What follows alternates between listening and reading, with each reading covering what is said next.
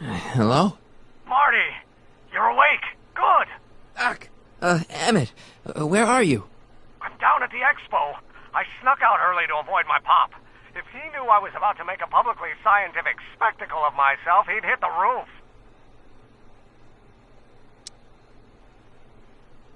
Why didn't you wake me up? I tried to give you a nudge before I left, but you were practically comatose. How long has it been since you slept? Aside from being knocked unconscious, I'm not really sure. Anyway, I left you back at the lab to perform an important mission. On the table next to my law books, there's a device plugged into the wall. I think I see it. Is it glowing? Yeah, is that good? Good? It's fantastic! Glowing means my static accumulator is charged up and ready for action. Bring it down to the high school and we'll... Damn! What? It's Edna! But... Okay, Emmett. One static accumulator coming up.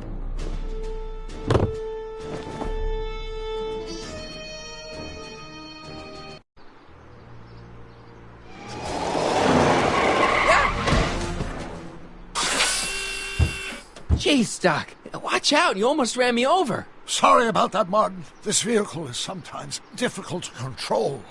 Yeah. Hey, are you okay? After that argument about Emmett last night... I'm fine. Thank you for asking.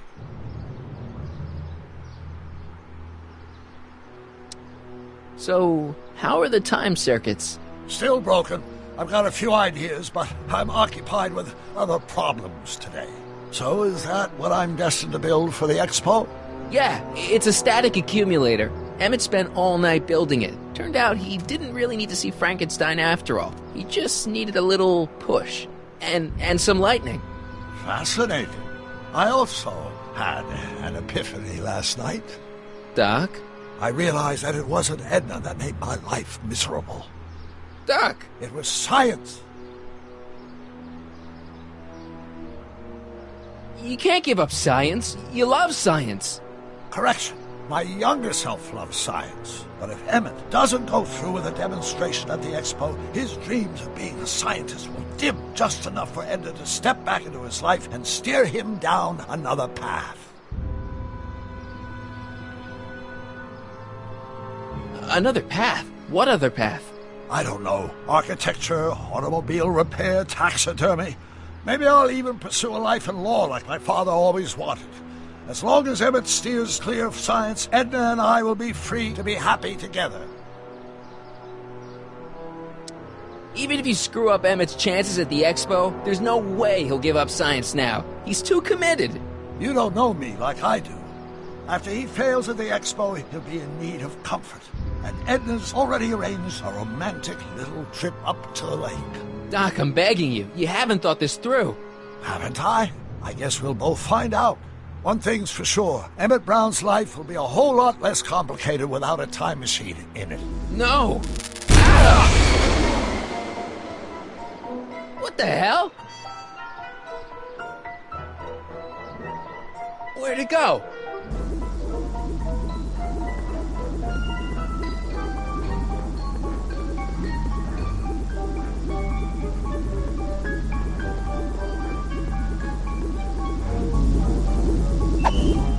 Oh, come on!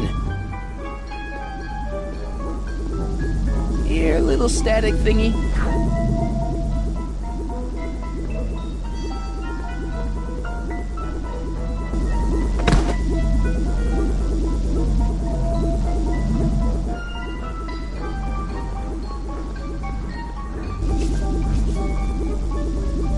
Gotcha! Whoa!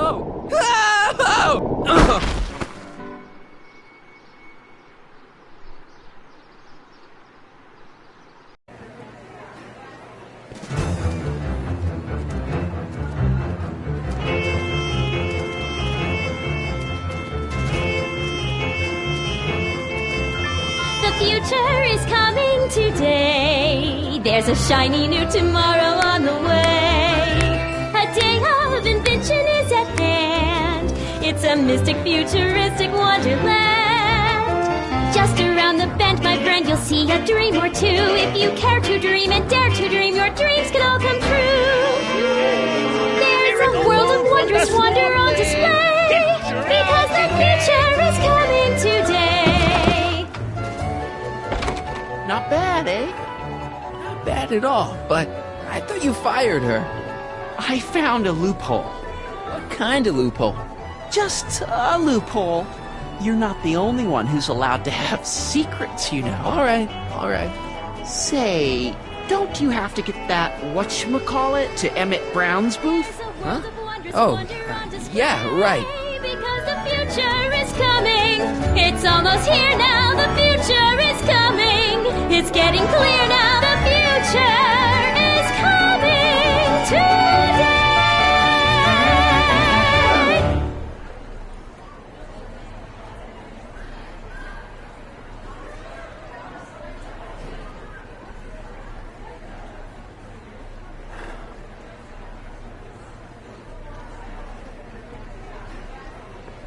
Algae cakes! Miracle!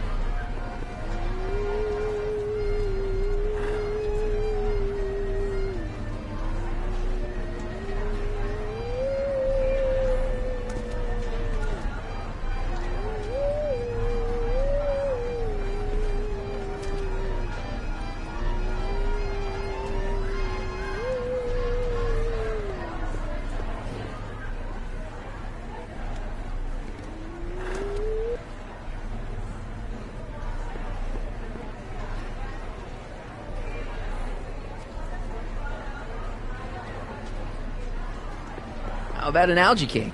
Sure thing, mister. Wait a minute. You're the guy that makes the algae cakes?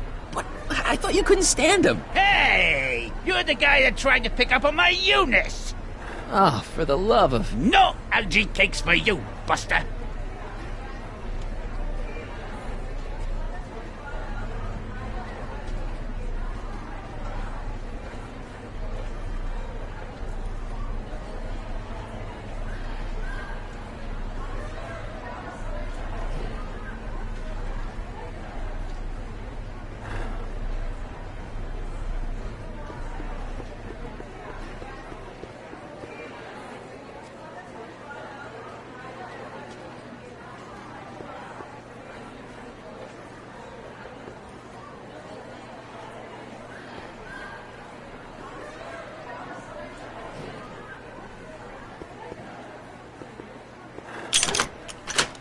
Insert ticket to enter.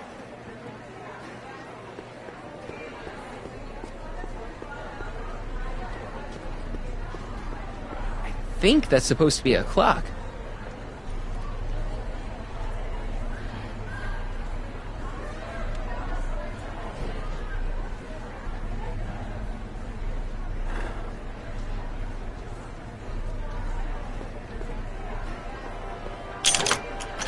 Insert ticket to enter.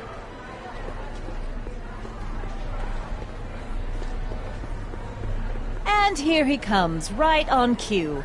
No doubt he'll try to talk you out of it, Detective, but you mustn't let your resolution waver. Hello, Corleone. What's she doing here? Well, Miss Strickland here seems to think, You should step aside and let the officer do his duty. Now.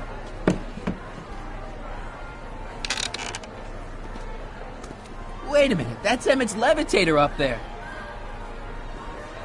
Oh, don't be so modest. I'd say you deserve at least half the credit. It was you who tricked poor Emmett into breaking up with me. It was you who manipulated him into dropping my project in favor of this clear hazard to public safety. The electrokinetic levitator was Emmett's idea. I just helped. What's your point? Oh, I think you know exactly what my point is. Emmett's invention isn't going to work, is it? At least not the way poor Emmett thinks it is. how do you know this? I had a very interesting chat with Carl Sagan last night. I found out who Michael Corleone really is, and where he comes from. Is there something you want to tell me, Michael? Why don't you call him by his real name? Yakov Smirnov. Thanks a lot, Doc. An anarchist! A foreign agitator bent on sowing chaos and destruction in the Hill Valley Expo! Annie, you don't believe any of this bullshit, do you? Sorry, Yakov, but I really don't have a choice. Very good. And now, arrest this subversive. Come here. Look, here's the thing. I happen to believe this dame's got a screw loose, but she's been getting some clout in town ever since that business with Kid Tannen. But Emmett's gotta fly that electrokinetic levitator at this demo. His whole future depends on it. And my future depends on making sure he doesn't. The chief reads her column religiously. Well, if I don't do what she says, she's gonna start a campaign to have certain tainted officers removed from the force. Isn't there anything I can do? Not unless you've got some dirt on Edna. Something that'll discredit her in the eyes of the law. Well? I'll dig something up. You do that. In the meantime, you and young Mr. Brown better... where is he anyway? Wait, you haven't seen him? Emmett? Has this foreign radical done something to my Emmett? Maybe you should find him. Oh, you're letting him go? This radical subversive? Just like that? Okay, so I gotta find Emmett. And do something about Edna.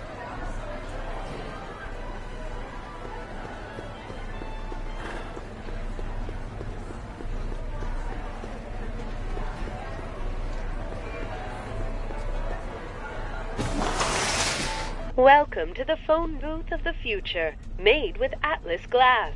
Atlas, unbreakable and soundproof. Our phone is hands-free, so you can enjoy a sandwich or a cigarette while chatting with friends in perfect privacy. Would you like to place a call? Yes, I'd like to talk to... Unfortunately, this phone booth only accepts incoming calls.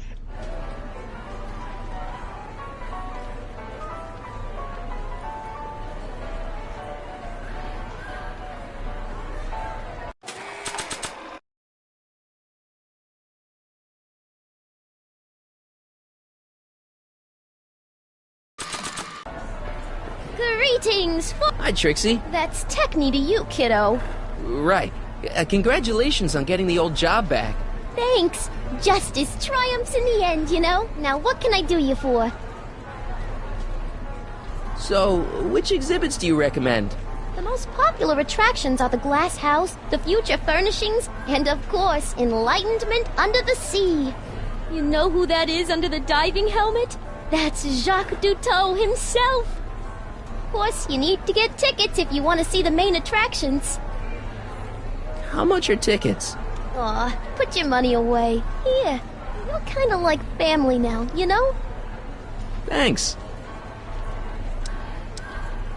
You seen Emmett around? I'm kind of worried that he's not at his booth.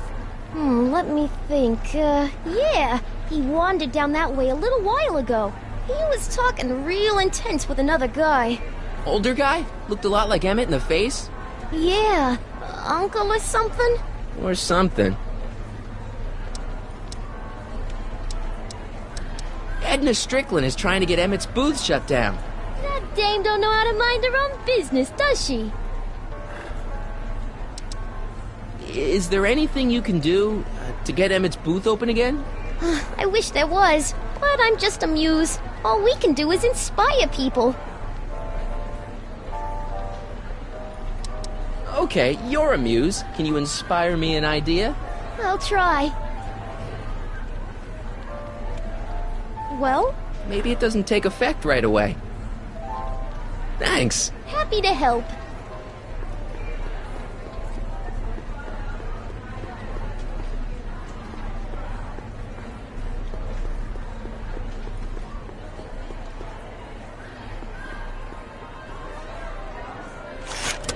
Welcome to the world of tomorrow, where a man's home is truly his castle. Here, gratification is just always a push of a button away.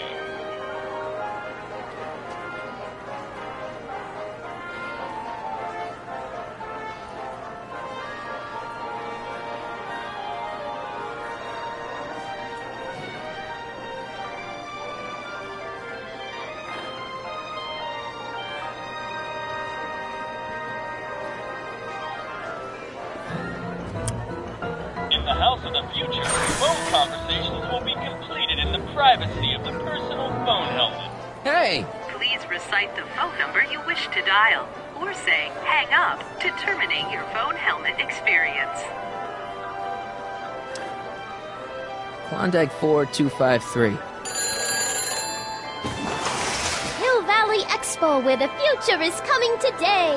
This is Techni News of Progress. To whom am I speaking? This is Carl Sagan. Ooh, the mysterious Mr. Sagan. What do you want? Could you get Emmett for me? Oh, I would, Mr. Sagan, but I can't see the kid nowhere. In fact, the last time I saw him, he was with you. Oh, yes, right. Hang on. Conversation terminated.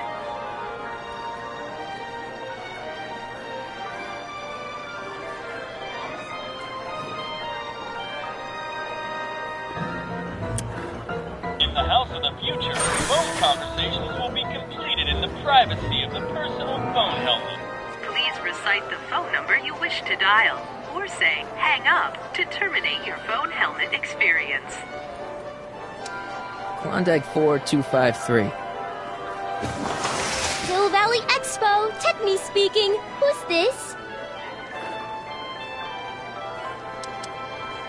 It's Kid Tannen. I'm out of jail and I want you back, baby. I don't know who you are or why you're doing that horrible impersonation of Kid, but that part of my life is over.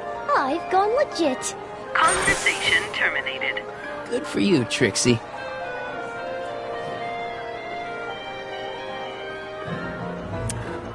In the house of the future, phone conversations will be completed in the privacy of the personal phone helmet.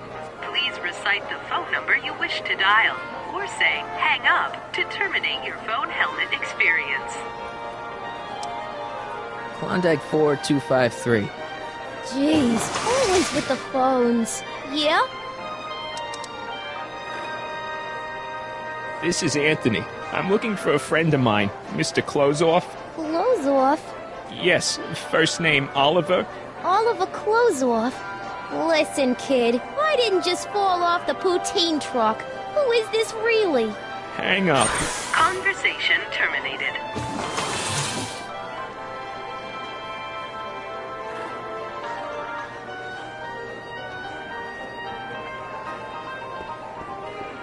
This plant doesn't belong here. There's nothing futuristic about it. Greetings again, mortals! This is Techni, Muse of Progress. Hoping you're all having a swell time taking in all the exhibits. Don't forget, you can purchase tickets to our main attractions right here at the information booth.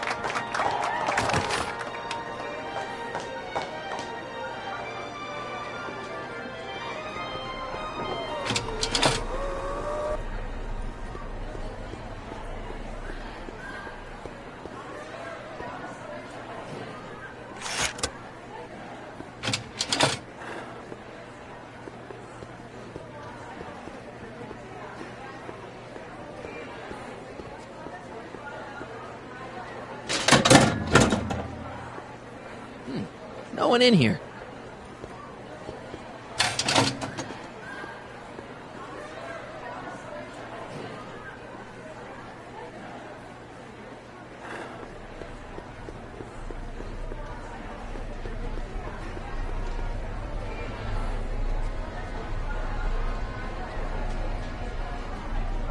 Enlightenment awaits you under the sea.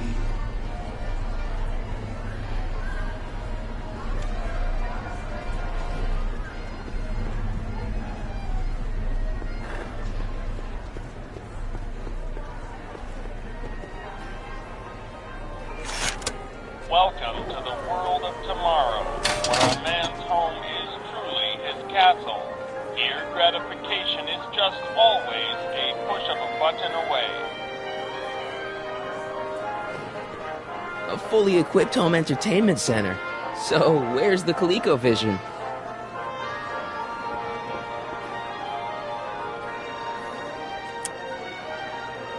In the house of the future, fresh fruit baskets will be replenished daily by fleets of fruit-bearing helicopters.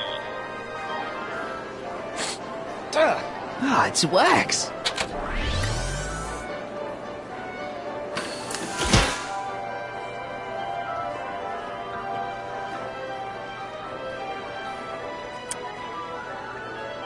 In the mood for fun, the house of the future comes equipped with a modern home entertainment center. Chinese checkers and everything.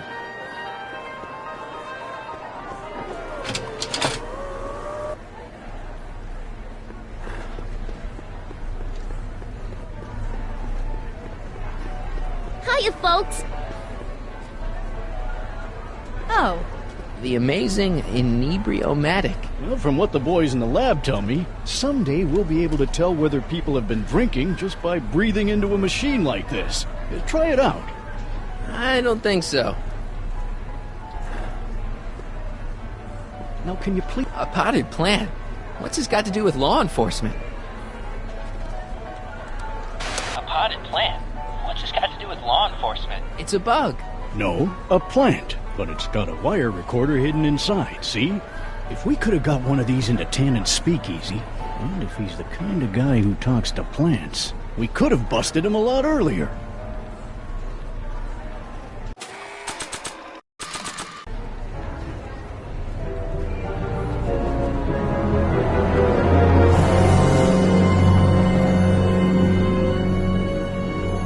What?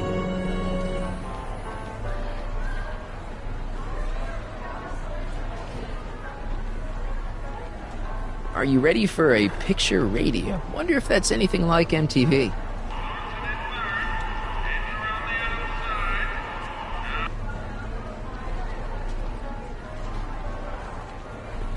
Shh, he's approaching. Act casual. He's coming back. The electro pacifier. Amazing, isn't it? They say one day we'll be able to stun fleeing criminals by shocking them at a distance. Does it work? Nah, it's just a model.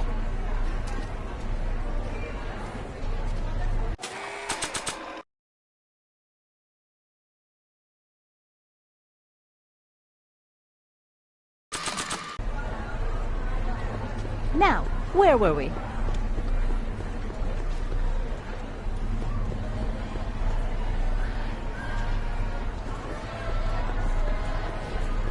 Here's my ticket.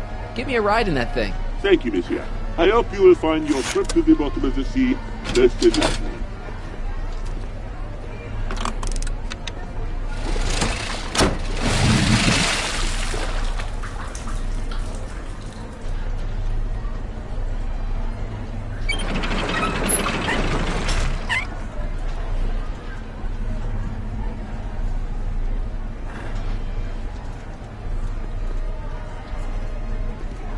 Well? Heavy. Monsieur has a way with words.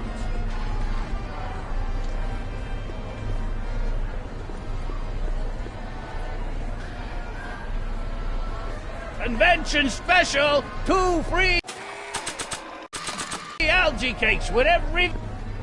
Ah, that plant reminds me of the beautiful flora found thousands of leagues under the sea.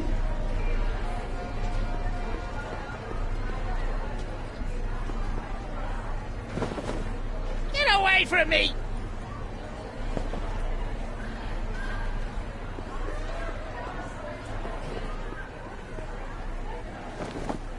What beautiful flowers. They remind me of the ones she was holding last night. What? Nothing, nothing.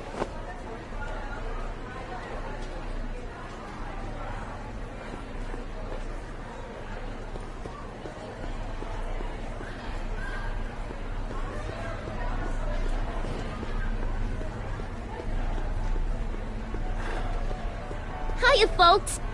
Hey, Trixie. Ooh, a chrysanthemum.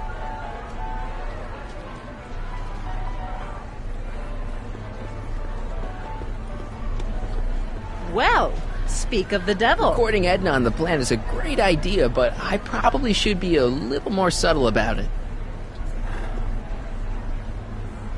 Now, there was something else I wanted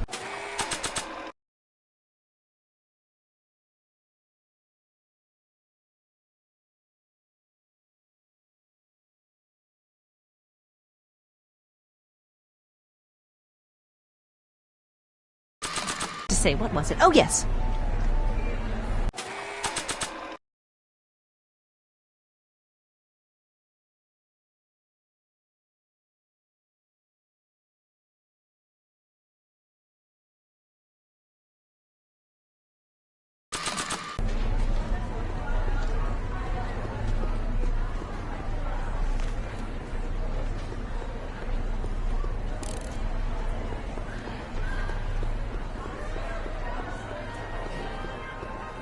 Emmett's gonna fly his electrokinetic levitator, and he's gonna do it today.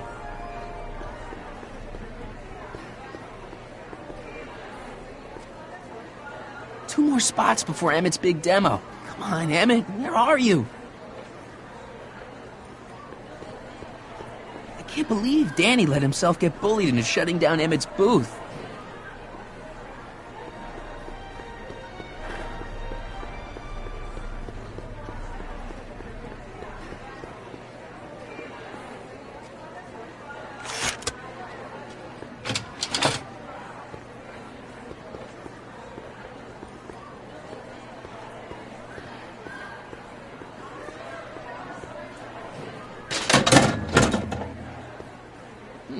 No one in here.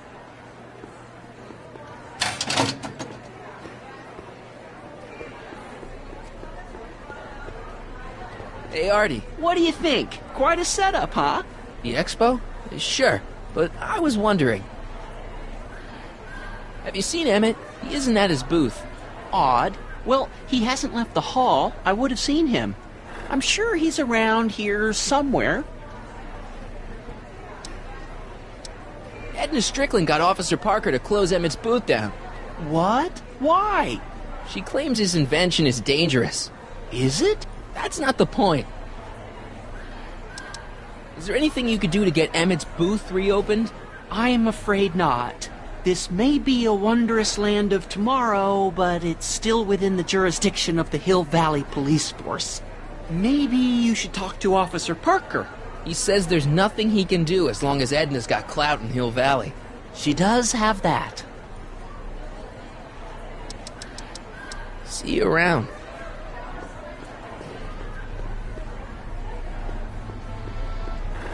Excuse me, Mr. Duto, Jacques Duto, at your service. I'm looking for a friend of mine, Emmett Brown. Tall young guy, reddish-brown hair. A distracted look? That's him. Any idea where he went? He just passed by here with an older gentleman. I think they were headed into the House of Glass. Great, thanks.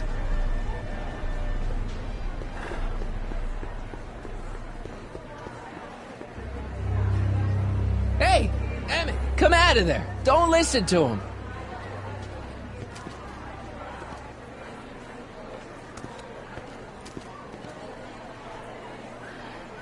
Perfect.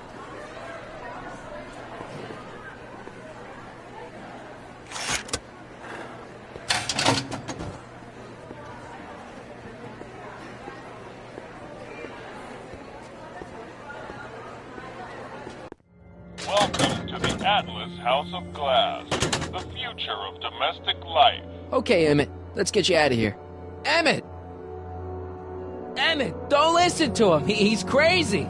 I'm still not sure about this business proposal, Mr. Sagan. Let me explain it again. Atlas glass, unbreakable and soundproof. Soundproof glass. Great. Our living space can be configured to meet the needs of any family. Need a private study? Simply slide the walls in, or slide them out again to create a spacious banquet hall.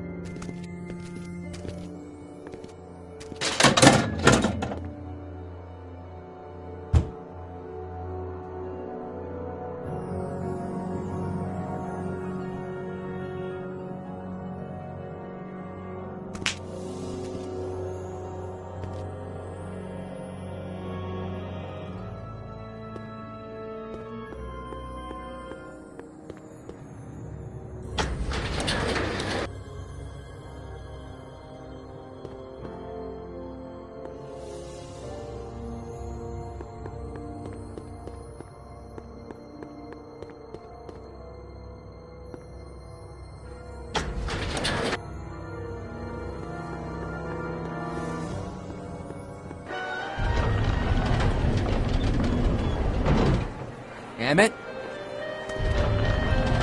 Where'd you take him now, Doc? Next up on our roster, a man who saw the possibilities in pond scum. Welcome, Ernest Philpott! Thanks, Trixie, Technique. I'm truly honored to be here today among all you pointy-headed type people. Like the lady said, I labor in the field of pond scum. I don't even like algae cakes, but free samples are free samples. Little-known biological entity. Through diligent study and countless hours of experimentation, I believe I have unlocked the secrets of this noble vegetation, and I am here to present my discoveries for this algae cakes, ladies and gentlemen, is the next wave in the agricultural revolution of the 20th century. Algae is just... Excuse me, sir. I'm looking for a tall, thin, older gentleman. He might have been with a tall, thin, younger gentleman. I know. Till now, people haven't been getting the benefit of all this nutrition on account of the less than appetizing nature of the algae herself. Sweetened with corn syrup and held together in solid lumps through the miracle of gum arabic, the algae cake presents Take off your helmet. that is chewy to the mouth and bursting with delightful fresh flavor. I invite each and every one No, you're in there, Doc. my booth. That's booth A113 here in the main hall. And sample an algae cake on the house. I thank you. Quit fooling around, Doc. What have you done with Stop! Help! I'm being attacked! Michael! What are you doing? You can't assault the exhibitors! You don't understand. He's kidnapped Emmett. The boy's obviously confusing. I'll say he is. You want I should toss him out on his ear? That won't be necessary. Do you know who that is? That's Jacques Duteau of the Oceanic Institute. No, it's not. It's... Please, keep it down. The Expo went through a lot of trouble and expense to secure Professor Duteau. We can't afford to antagonize him. But... If you've got a complaint against him, we can straighten it out after the show. But if you make another scene like that, I'm afraid I'm gonna have you expelled from the hall.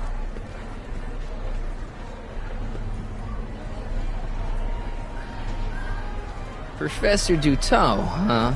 At your service. What have you done with the real Professor Duteau? I'm not sure I like your insinuations. I'm not sure I like you kidnapping Emmett. Perhaps I should call the authorities and have you removed from the hall. You're a cold-blooded guy, Duteau. C'est la vie. Where'd you stash Emmett? In the diving bell? It's called a bathysphere. Aha! So Emmett is in the bathysphere. I don't know what you're talking about. I think I'm gonna take a closer look at that bathysphere. Not without a ticket, I'm afraid, sir. Hey! Is this guy trying to bum a free ride? No. See that you don't. Feels good to be on the right side of the law.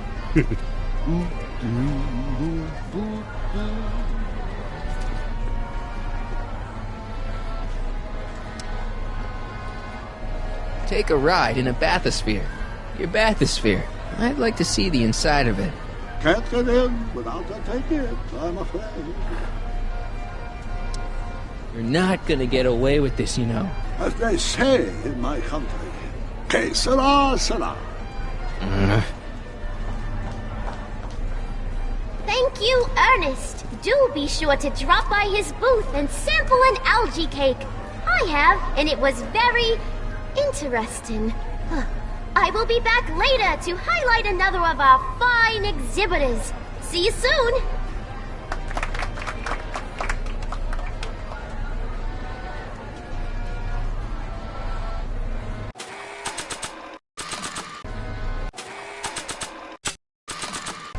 Hey, Jacques. Why don't you tell me who you really are? Pardon, s'il vous plaît. I do not accept flowers from strangers.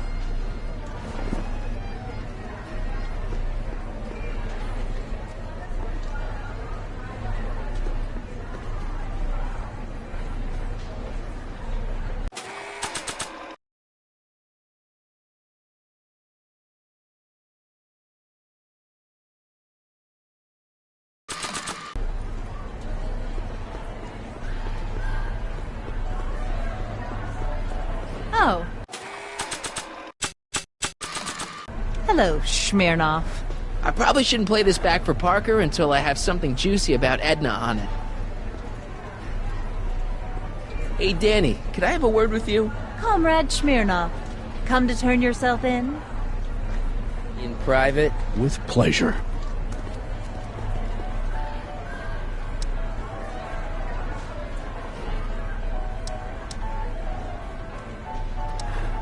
You haven't seen Carl Sagan around here, have you? Nah. Isn't he still a wanted man? Nah. All those arson charges got dropped weeks ago. Judge Brown said there wasn't enough evidence for a trial.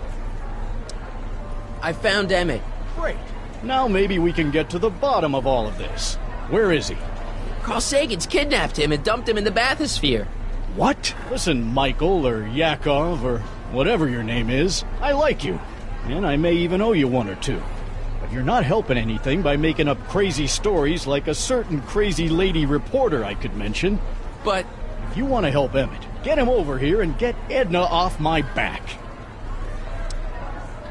Come on, Danny, just go over to the bathysphere and check it out. Fine.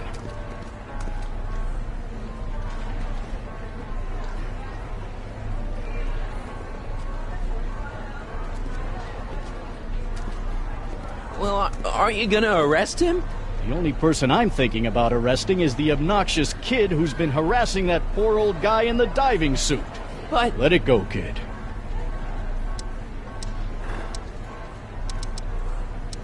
Detective! If this is another story about Emmett being kidnapped, I don't want to hear it. Thanks. I'll be back. Well, I hope so. You've got to get this albatross off my neck. Well, did you put the screws to him? Did he confess? Hi, Trixie. Now what can I do you for? See that bathysphere? Emmett's inside that bathysphere. That's nice. Nice? He's a captive. Of Jacques Cousteau? Of Carl Sagan. I think I've got what you need. The Hill Valley Expo may prove overwhelming to those of a delicate disposition. If you are feeling confused or disoriented, try these simple steps. 1. Put your head between your knees. Never mind. Thanks anyway. Thanks.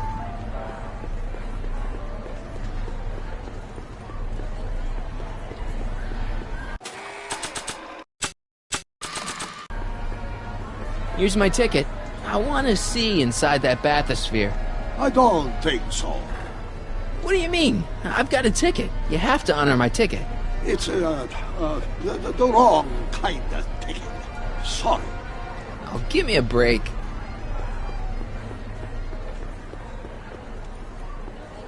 Hey, Artie. That's Carl Sagan in the deep-sea diving suit, and he's holding Emmett captive in the bathysphere. You're making a pretty serious allegation, mister. I'll have to look into it. Right after the show.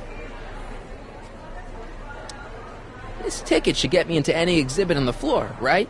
Sure. That's a P ticket. Well, the guy at the aquarium is refusing to honor it.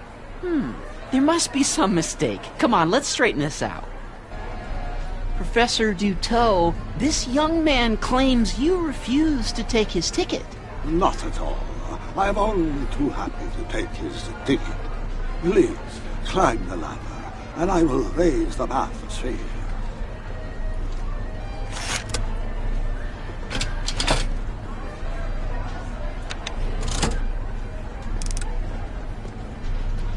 Mon Dieu!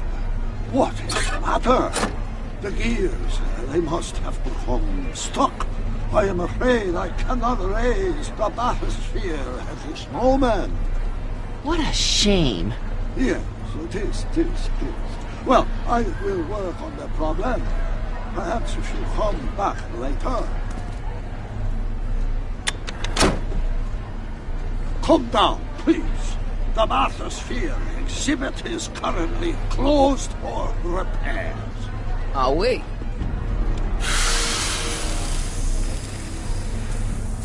Step back! You're tripping the hose! What does it matter if there's nobody in the bathysphere? It's very bad form. Oh, sorry. The next exhibitor on our list is Officer Danny Parker of the Hill Valley Police Force. Officer Parker is going to demonstrate a few of the many marvelous tools that our boys in blue will soon have at their disposal. The criminal element has truly met his match today. Officer Parker? It seems our next exhibitor is unavoidably detained, but I'm sure his presentation would have been both enlightening and exciting. How about a round of applause just for the heck of it?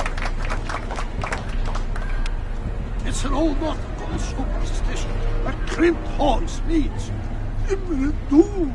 Hey! I'm just gonna keep holding this air tube closed until you raise the bathysphere. I wish you would. Why not? There's nobody in the bathysphere, right? You ready to drop the act now, Jacques Cousteau, a.k.a. Carl Sagan, a.k.a. No!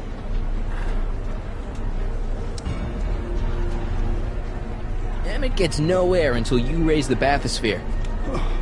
Emmett? Who? Emmett, you!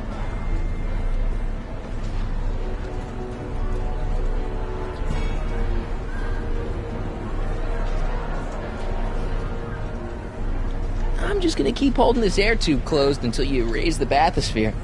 I wish you would. Why not? There's nobody in the bathysphere, right?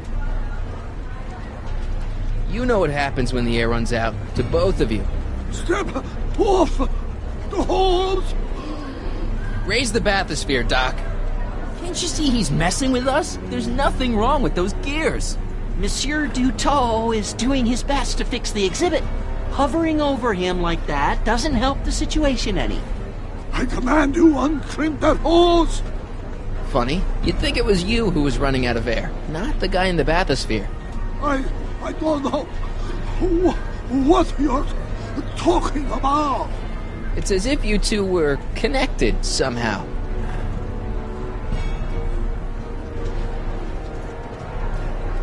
Hey! You know what happens when the air runs out, to both of you.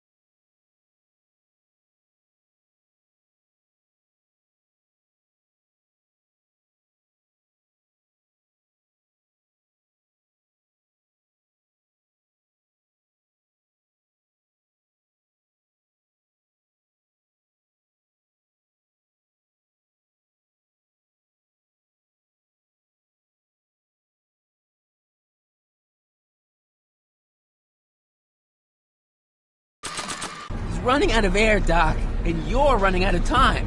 Let him out. I won't do it. Hey! I'm just gonna keep holding this air tube closed until you raise the bathysphere. I wish you wouldn't. Why not? There's nobody in the bathysphere, right? You ready to drop the act now, Jacques Dutot, a.k.a. Carl Sagan, a.k.a. No! You know what happens when the air runs out, to both of you. He's running out of air, Doc, and you're running out of time. Let him out. I won't do it. That's better. Mercy.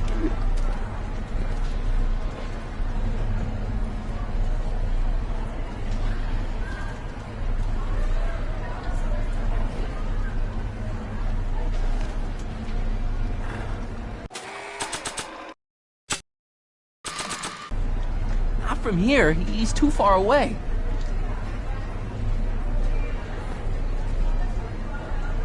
I'm still here. Yes? So sorry for the inconvenience.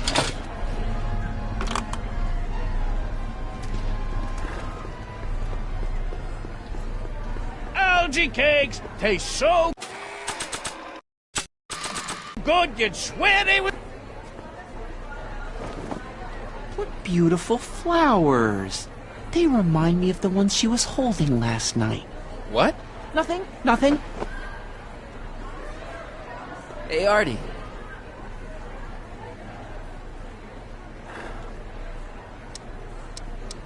See you around.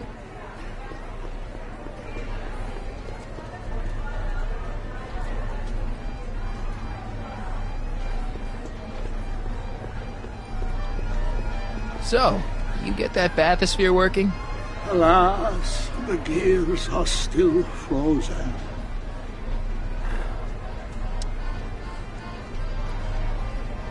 I think I'll climb the ladder and just hang out until you get it fixed. Suit yourself. You may be in for a long wait.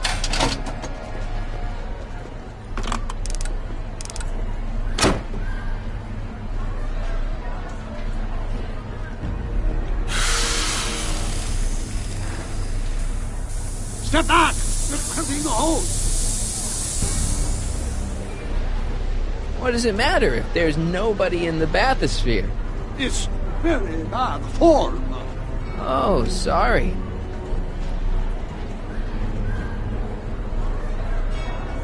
Step off the hose! Hey! Emmett gets no air until you raise the bathysphere. Emmett? Who? Emmett, you! I'm just gonna keep holding this air tube closed until you raise the bathysphere. I wish you would. Why not? There's nobody in the bathysphere, right? You ready to drop the act now, Jacques Cousteau, a.k.a. Carl Sagan, a.k.a. No!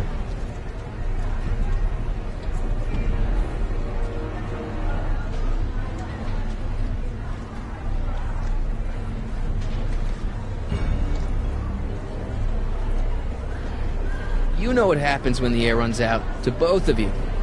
Step off! No! Not from here, he's too far away.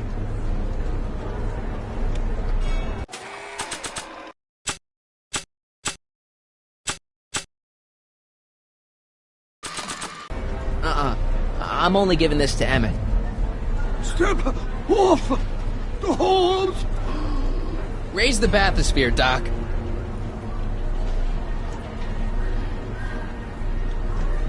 I command you uncrimp that hose! I demand you let Emmett out of that bathysphere. I don't know what you're talking about.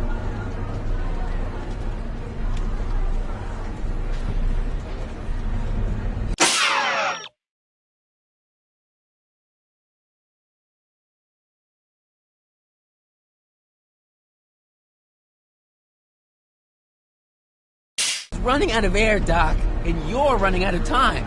Let him out. I won't do it.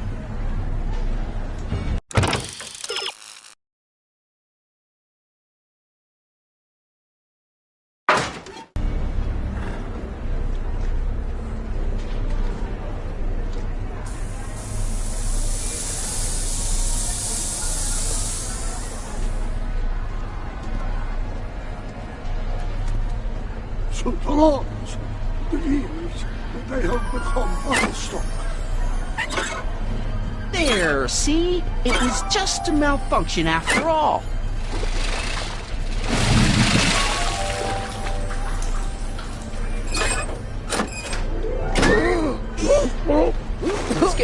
there. Emmett Brown? Then it was true. Hey, you. Hey, he just took that guy's wallet. I think he took his wallet. Oh, remind me not to become an oceanographer. I guess I must have a touch of claustrophobia. Never should have gone in there. Well, we've all got problems. Now, you'd better get back to your booth Funny before... thing is, I don't even remember going in there. Last thing I recall, I was in the glass house talking to Carl Sagan. Did you know he's really a scientist? I'd heard. What did he say to you? Oh, he had some sort of spur-of-the-moment business proposition. It was all very rush. I never got the details. It would have meant leaving before the expo was over, so I told him that... Say, where'd he go? Do you know? Carl Sagan? He had to leave. One of his experiments blew up on him. No, I know how that is. What's this? Oh, yeah. Edna made Detective Parker shut down your booth. He says he can't go against her. Oh, yeah? Unless we dig up some dirt that'll discredit her in the eyes of the law. So that's what we'll do.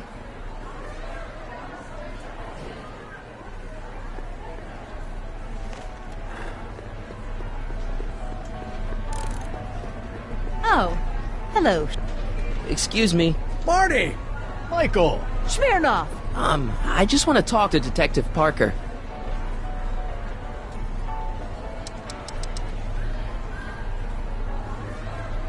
Thanks. I'll be back. Well, did you put the screws to him? Did he confess? Oh, hello, Schmidt. Do you know what she made him do?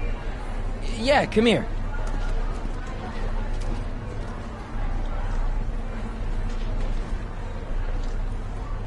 Listen, if Carl Sagan shows up again, you're not gonna let him lead you away, are you? Are you kidding? My sole concern now is to get back up to my electrokinetic levitator. Good man.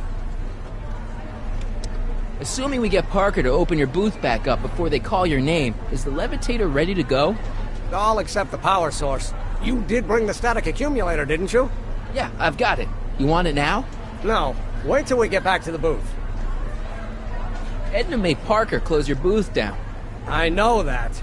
So he'll only open it up again if we could find a way to discredit her. Do you know anything that'll ruin Edna's standing in town? Yes, I do. She is a rotten kisser! Oh! That wasn't what I had in mind.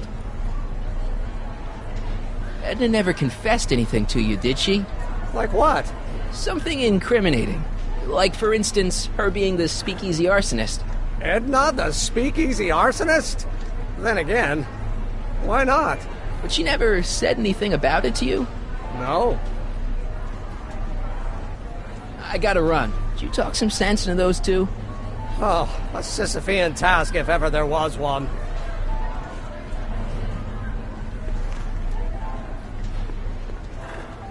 Hiya, folks. Hi, Trixie. Now, what can I do you for?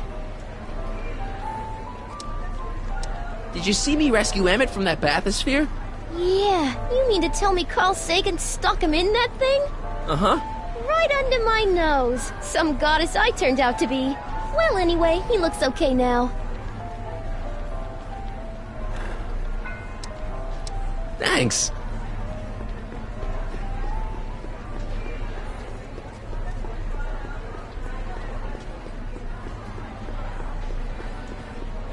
How about an algae cake?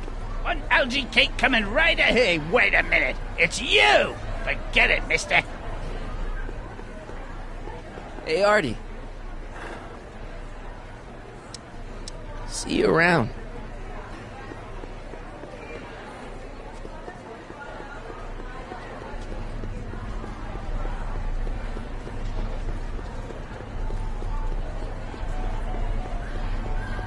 Oh, hello. Hey, Emmett, mind if I talk to your ex for a minute? Could you? The detective and I need to have a rational conversation about my invention. Are you implying that I'm irrational? Come on, Edna.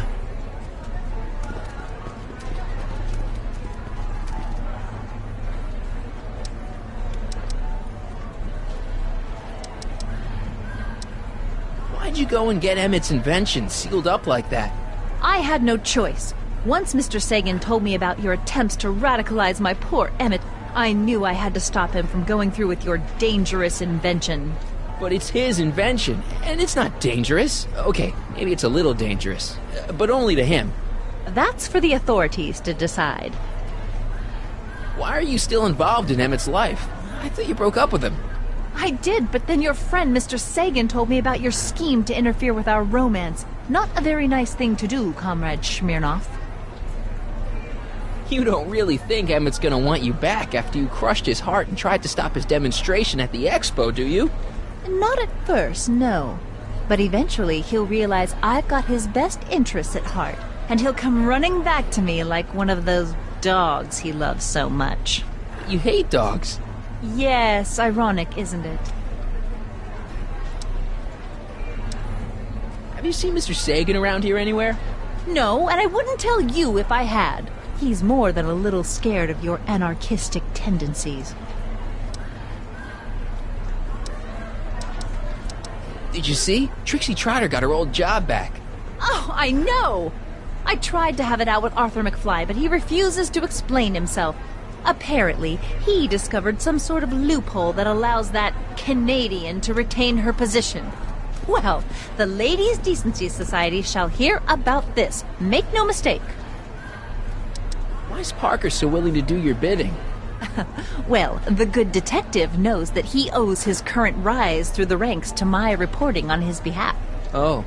He also knows that I could just as easily pen an exposé about his previous nights of drunken debauchery and evidence tampering. You're blackmailing him? Reporters don't blackmail, Mr. Smirnoff. We look out for the public interest. Any chance you could talk Parker into letting Emmett go ahead with his demonstration? None whatsoever. And as long as I'm here, that contraption of yours is grounded. I haven't got time for this. That's funny. Soon Emmett and I will have all the time in the world.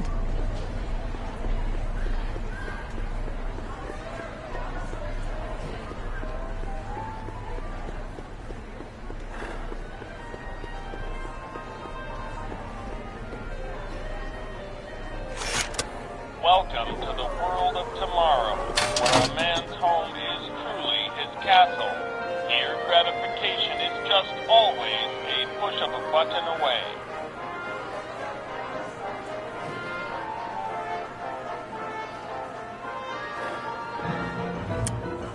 In the house of the future, phone conversations will be completed in the privacy of the personal phone helmet. Please recite the phone number you wish to dial, or say hang up to terminate your phone helmet experience. Klondike 4385. Brown residence.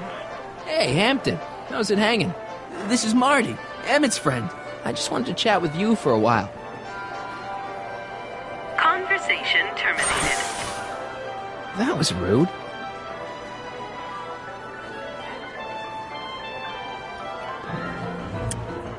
In the house of the future, phone conversations will be completed in the privacy of the personal phone helmet.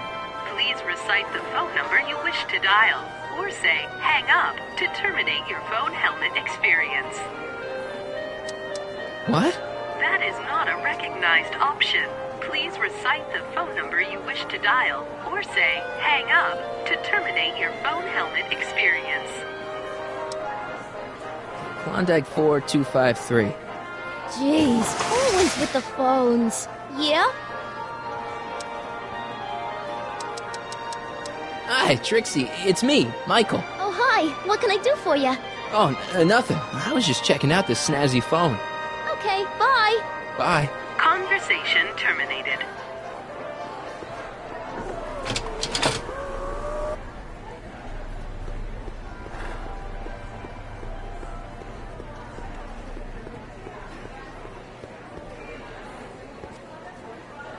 Only one more exhibitor before Emmett's due to go on. If this flight's ever gonna happen, I've gotta get rid of Edna first.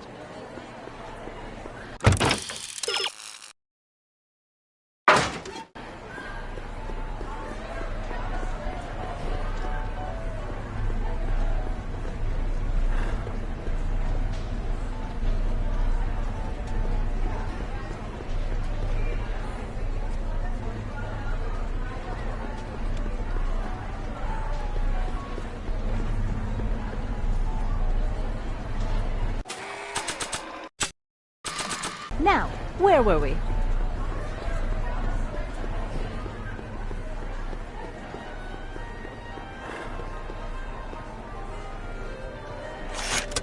Welcome to the world of tomorrow, where a man's home is truly his castle. Here, gratification is just always a push of a button away.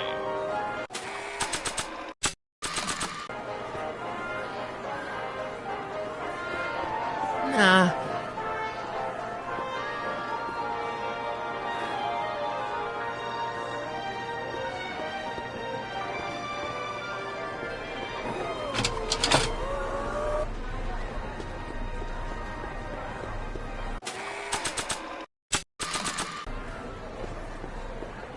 I don't think so. Maybe not.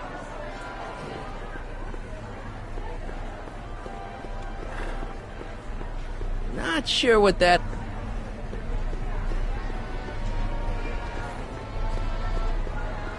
Not sure what that...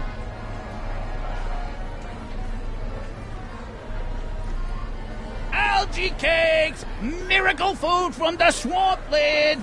Get your algae cakes!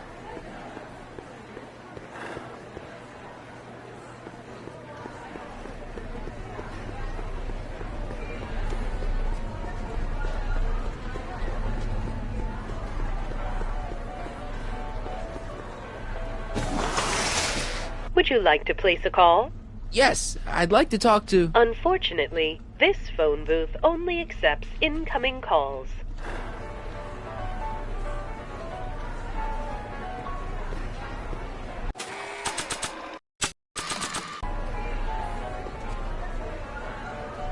Okay, call me a snoop.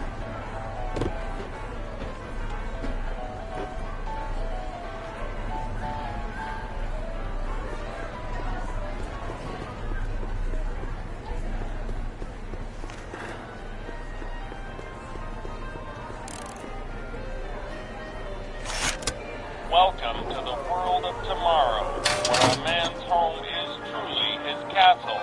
Here, gratification is just always a push of a button away.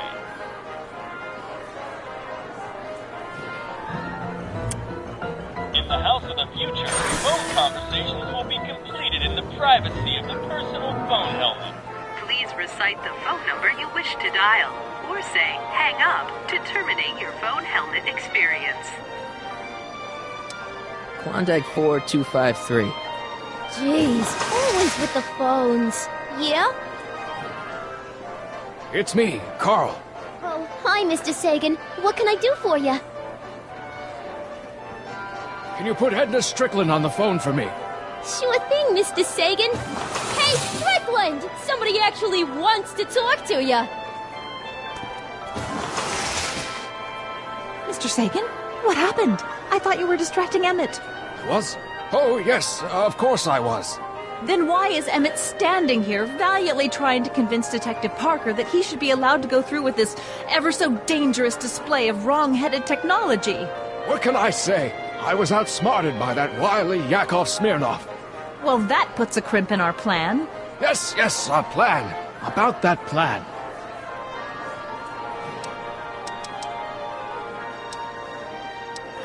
I'm a little unclear on the details of our plan. Unclear? But it's your plan. I mean, I'm worried that you're a little unclear on the details. You were supposed to keep Emmett distracted, but it appears that you've been foiled by Mr. Smirnov. What can I say? He's too smart for an old fogey like me. So I see. I seem to have momentarily lost track of Emmett. Do you have any idea where I might find him? You lost him?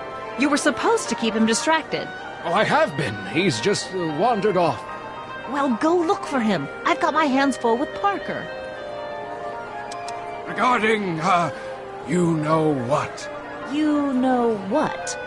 The little matter we were whispering about yesterday. Oh, that! As a matter of fact, I'm glad you brought it up. I was thinking, wouldn't it be a good idea to pin it all on Yakov Smirnov? Pin what on him exactly? You know, it! Oh, I get it. You're still sore about going to jail. That was the dog's fault. If he hadn't come glumping up to me right after I started the fire, I could have gotten clean away, and I never would have had to divert suspicion to you. She's the speakeasy arsonist. Carl, is somebody with you? No, it's just you and me. You know, I don't think I ever asked you why you burned down all those speakeasies. Why? Because no one else was doing anything about them. Every night they'd open up their doors serving illegal drinks and loose women, flaunting their depravity to the world, and the authorities did nothing. So I did what any right-thinking, rock-willed woman would do. I took action. Oh, and such a gorgeous action it was, too. The fires were so beautiful. The alcohol made them go up in such pretty blue flames. Where was I? You were explaining why you burned down the speakeasies. Yes. Did you find my answer to your liking? It was very revealing. Hang up. What? Conversation terminated. Jeez, Edna was always a loon. I hope that confession's good enough for Parker.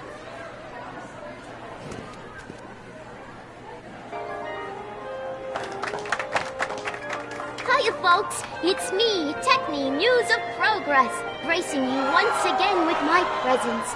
And speaking of presents, what better gift could Hill Valley offer the world than this magnificent science and technology exhibit? Hey, folks?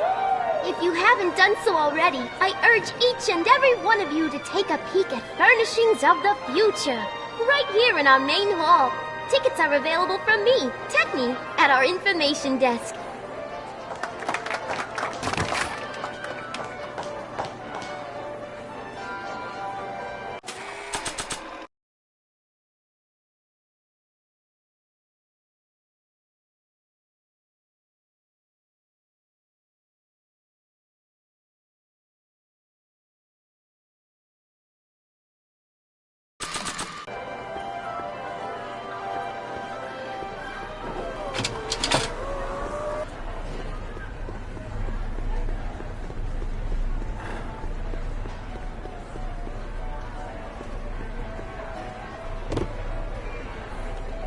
No, I don't think I ever asked you why you burned down all those speakeasies.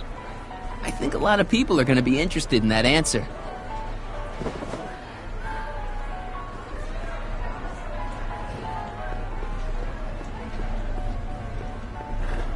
Oh. Mind if I cut in? Edna and I need to talk. Please. But you heard the man. I know your deep, dark secret. Secret? What secret? You're ruthless, manipulative, and power-hungry. In the service of a higher cause, one sometimes has to stoop to low tactics. But I'm sure you already know that, Comrade Yakov. I know your deep, dark secret.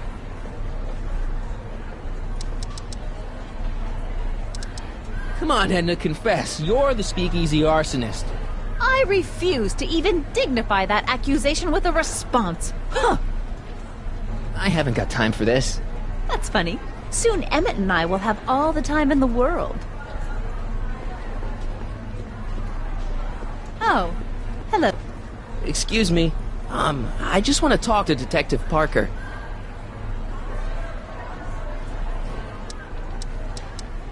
You know how you said you'd defy Edna if I could dig up some dirt on her?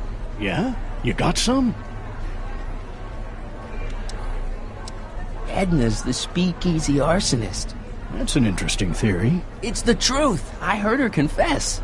Well, I didn't hear it, so I'm afraid it's your word against hers. And no offense, but her word carries a little more weight around here than yours does.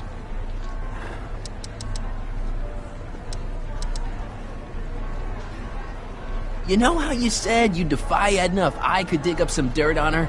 Yeah? You got some?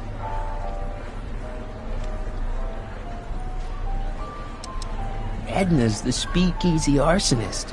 That's an interesting theory. It's the truth. I heard her confess. Well, I didn't hear it, so I'm afraid it's your word against hers. And no offense, but her word carries a little more weight around here than yours does. Thanks. I'll be back. Well, did you put the screws to him? Did he confess?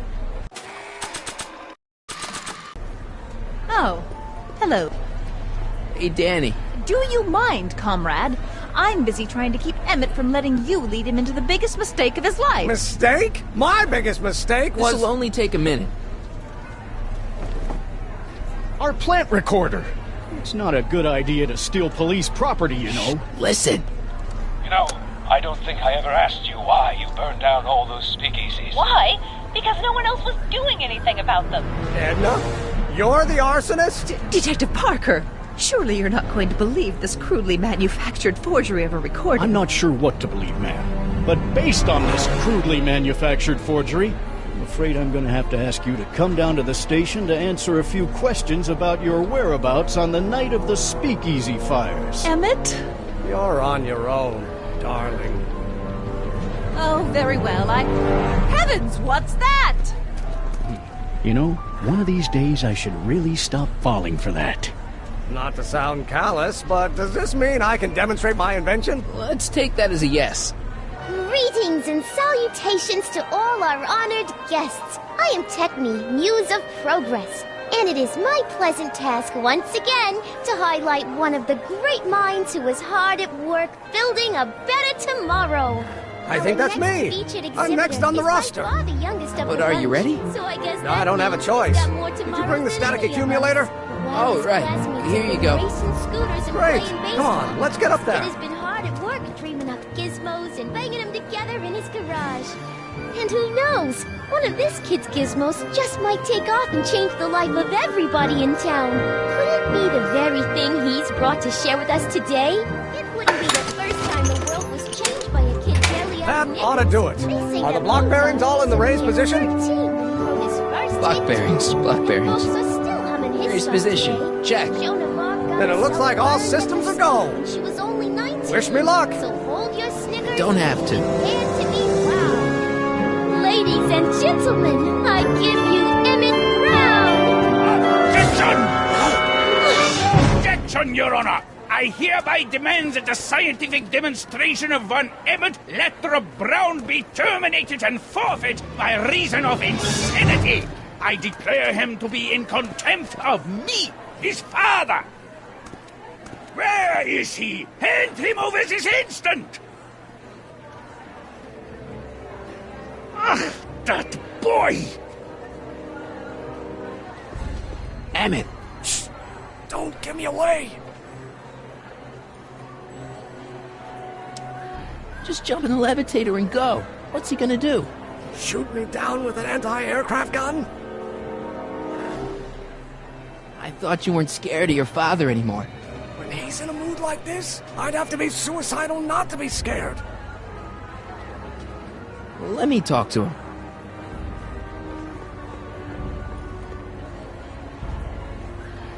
him. You don't think you can shelter him? Come on, Mr. Judge, sir. You're kind of making a scene here. Wrong. I am stopping my son from making a scene here. Don't antagonize him. Well, if you're not going to say anything... So he is up there with you. Thanks a lot. Son, I order you to come down from there this second. Fear! I want to speak to my son. Emmett's not ready to talk to you directly. I suppose you're his mouthpiece? I guess so, yeah.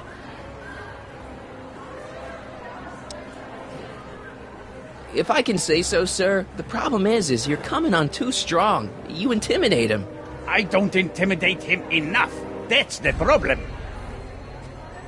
You can't talk him out of it. His mind is made up. So, if talking won't work, there's always thrashing. Can't you two have it out later? You mean after he's gone through with this ridiculous stunt? Yeah? No! Stay right there. I'm not going anywhere.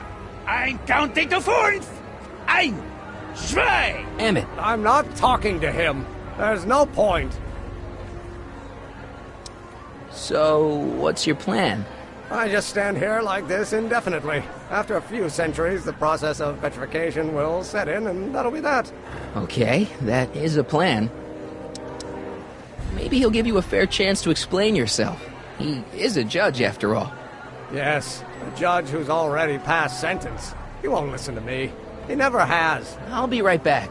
You dare to disobey a direct order? So, is your client prepared to make a statement? He says it's no use talking to you. You never listen? That only shows how pig-headed he is. Of course I'll listen. If he can justify his craziness, I'll be only too happy to indulge it. Stay right there. Emmett. I'm not talking to him. There's no point. Just go deal with him. What have you got to lose? That's what they said to Custer. You heard him. He said he'll listen to you. Well... At least give it a shot. Father? Son? You've never understood the first thing about me. All you want to do is step on me, squelch my natural instincts. You don't know what it's like to be young. You don't know what it's like to have dreams, to have ambitions so great and so powerful that they've got a life of their own. And it's all you can do to hang on for dear life while they gallop on where they must. This is America, Pop. And in America, a person doesn't have to do what his father did. Isn't that why you came to America? To live where there wouldn't be so many rules? Well, we talked. Are you happy? Please, you gotta get out of Emmett's way. I have yet to hear a compelling or even coherent reason why.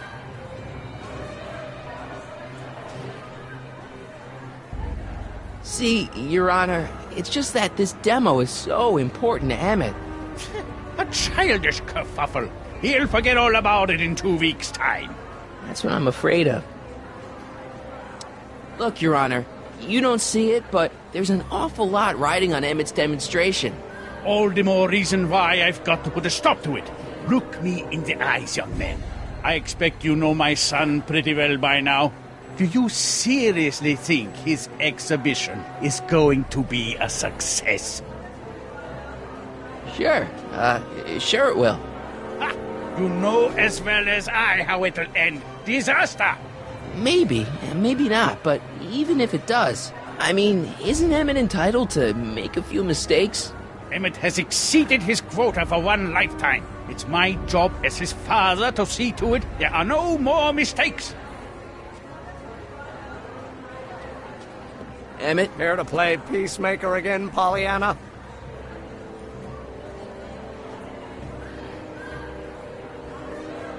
I don't know. I think you two are on the verge of a breakthrough.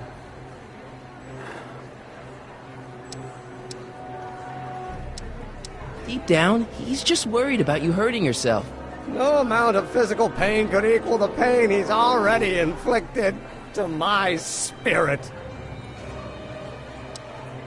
Okay, so he's got a strong personality. Strong personality? Lord save us from strong fathers. Why couldn't I have been born to a nice, wimpy milquetoast? Yeah, well, that's no picnic either. The important thing is, fathers can change. Says you. All I'm saying, sir, is... Motion denied! Emmett's just... stubborn, willful, single-minded, incorrigible, and obsessed. Okay, but if you look at it from the right angle, those traits are kinda... good. That may be your angle, Sonny, but I'm not so sure it's the right one. Make no mistake, those are traits that lead to trouble. He gets them from his mother. Emmett's just trying to make a name for himself. Maybe things were different when you were a kid, but nowadays you gotta take chances. What do you know about taking chances? Try moving to a strange country where you don't speak the language. There's only $2 to your name. You? You bet your socks, me. And I made out all right, too. How'd your dad feel about it at the time? Papa? He was fit to be tied. He called me a disobedient little...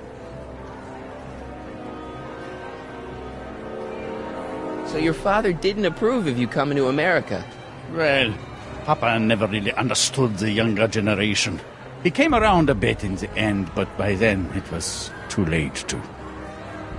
Tell him I'll listen to him. I want to listen to him. If he wants to talk. Emmett?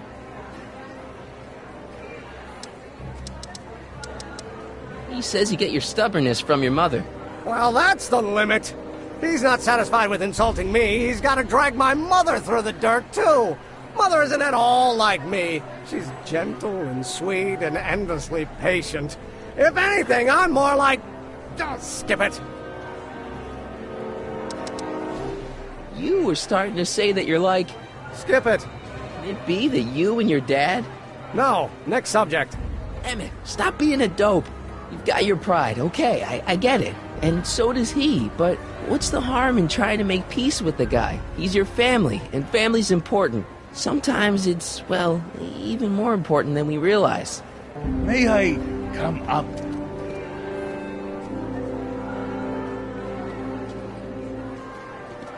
So, you think my new invention is a disaster waiting to happen? Yes, I do. And I'm here to say, if any son of mine is going to make of himself a public disaster, I insist on being there to support him. Pop! You're gonna change your tune once you see this baby go airborne. You see, the force field generated by the static accumulator... Marty, give Trixie the signal. We're ready for liftoff. Oh, good. Ladies and gentlemen, thank you for bearing with us through that unavoidable delay. And now the Hill Valley Expo is pleased as punch to present Mr. Emmett Brown and his electrokinetic levitator.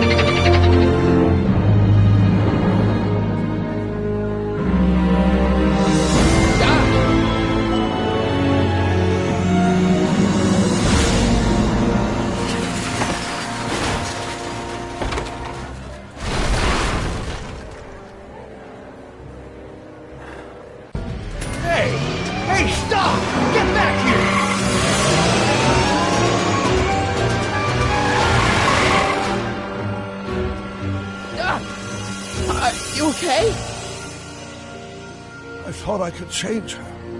Things could be different. Forget about it. Come on. We gotta find a way to stop her before... No, don't come any closer. Doc! Go away! But... Move! Marty!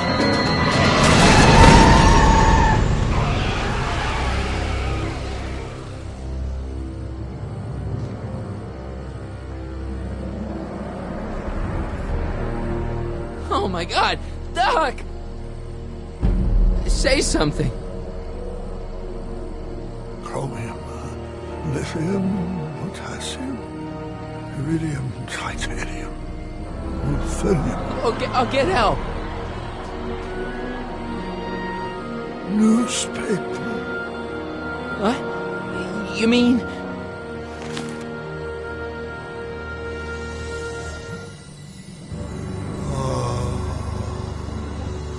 I'm gonna get you to a hospital, Doc. You're gonna be okay. Yes. Oh, I think I am going to be okay, Marty. No, come on, Doc. Doc, don't do this. Don't go.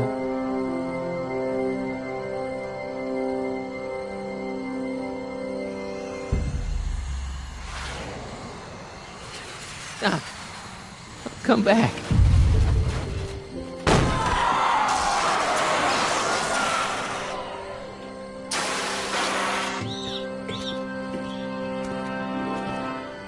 Doc?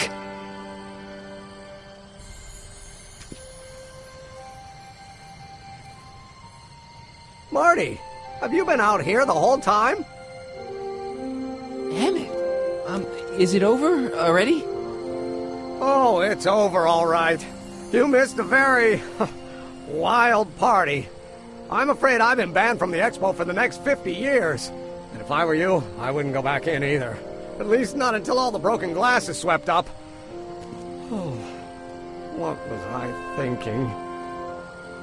Naturally, the ionic wind generated by an electromagnet of that size will play havoc with a merely mechanical steering mechanism. You need a much more advanced control system. I wonder if we could find a way to translate the body's own gravitational field into electrokinetic force.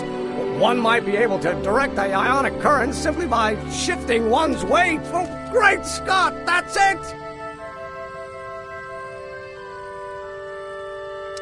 And you're not discouraged? Discouraged? By what? You mean what happened in there? Oh, that was a learning experience. The way I see it, it's those little mistakes along the way that advance us along the pathway of knowledge. Come on, there's no time to lose. Let's get back to the lab and... I'm sorry, is something wrong? It's a long story. Let's just say I lost somebody. Oh, how sad. Anyone I know?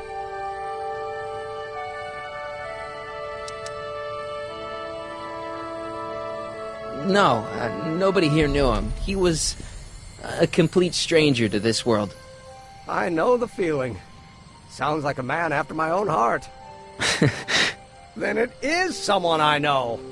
Yeah, no, forget it. It's got nothing to do with you. What? You're a complete mystery to me, Marty. Where you come from, what you're doing here. But there's one thing I do know. Whatever it is, it does have something to do with me. Please, Emmett, don't ask any... What's this? Come on, let me see. I deserve an explanation.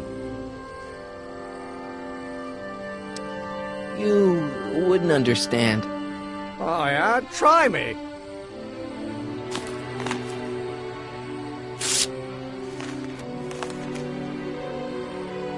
What's that?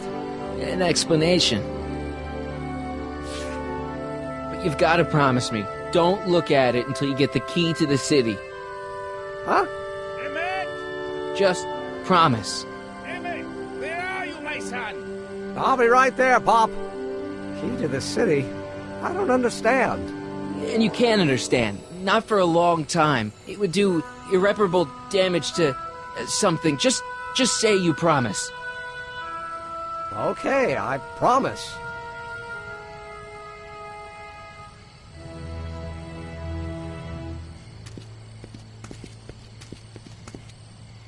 Wait, I will see you again, right? I guarantee it.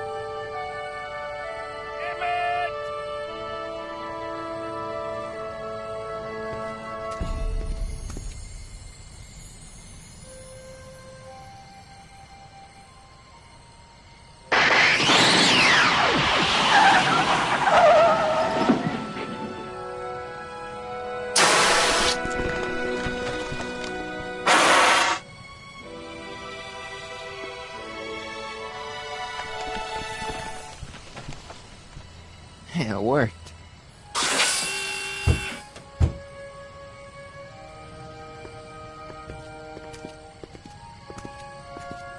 So, you were the same Marty. Funny how memory can play tricks on a person. I remembered you being much taller. How was the ceremony? Long. You've got a theatrical way of sending messages. Only way I could do it without messing up your timeline. Very clever. But what are you doing in 1931?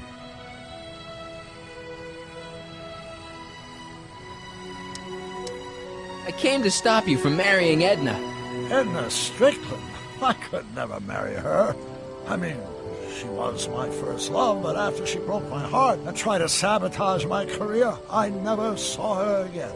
Never mind, it's better I don't know. Let's just get back to 1986. That is, unless your presence has caused any other time anomalies? Me? Nah, no. Well, I'm still a little confused about my...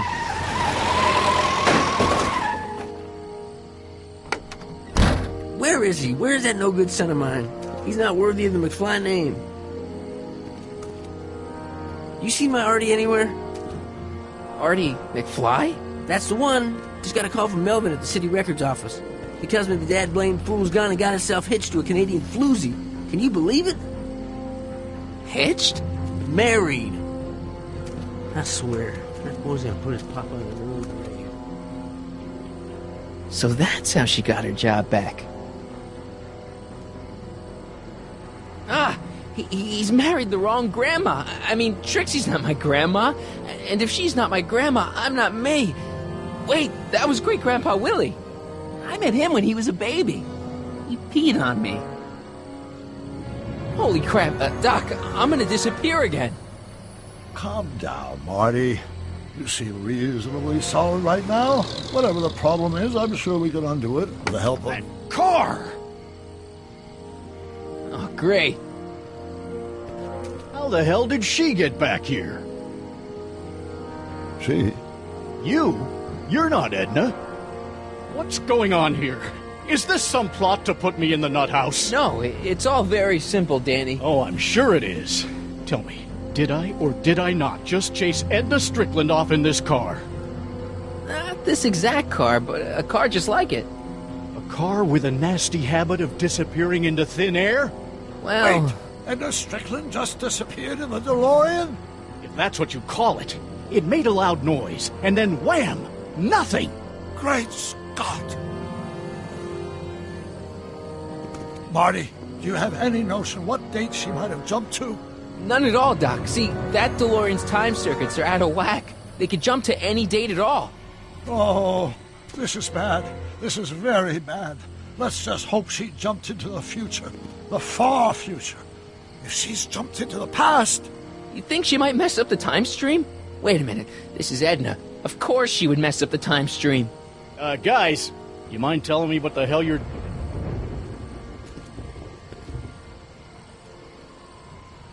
Uh-oh.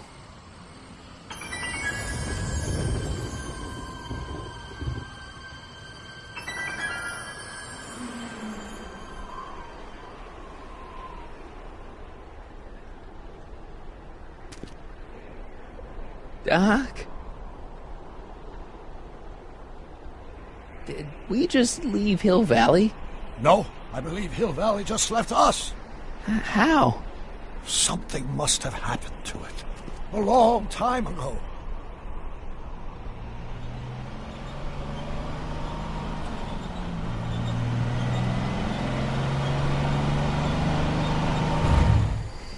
Well, now you two look mighty lost. Hey, what on earth is that thing?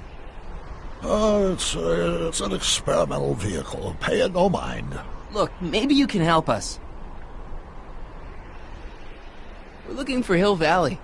Well, which is it, a hill or a valley? No, it's a town. It's a town called Hill Valley. Hill Valley, a town? Say, I think I once heard that there was a town here a long time ago. Don't know much about it, though. Just as I suspected.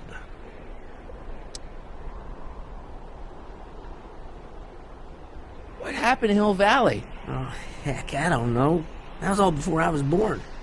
Then whatever it was must have happened at least 45 years ago. Nobody much cares to settle around here nowadays. My dad tried to buy a farm in this area years ago, but he got run off by Scary Mary. Scary Mary? Well, that's what we all call her. Lives a couple miles from here. I make a monthly drop at her place. She's a fiend for news. Takes all the papers in the county, never throws one away.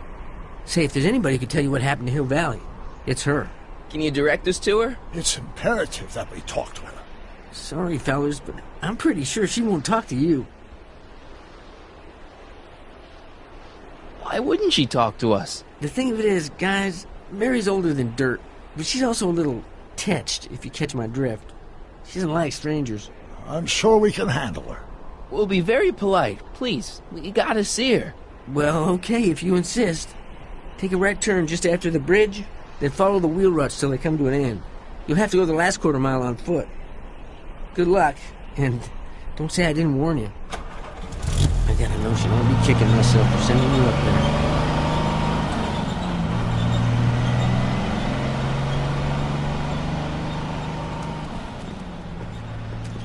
Can I drive?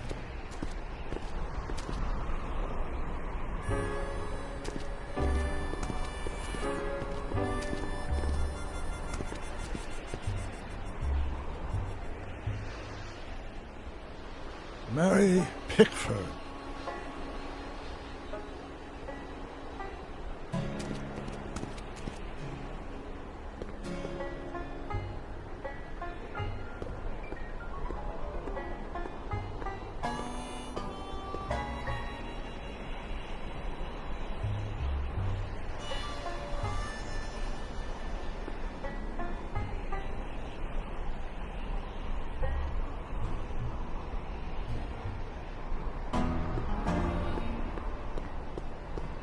Doc, it's a... Shh.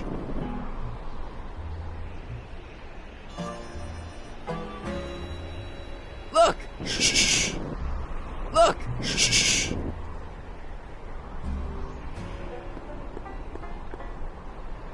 Mary Pickford.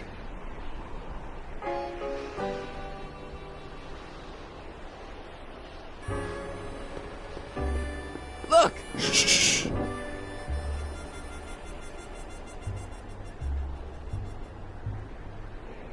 Look! Shh.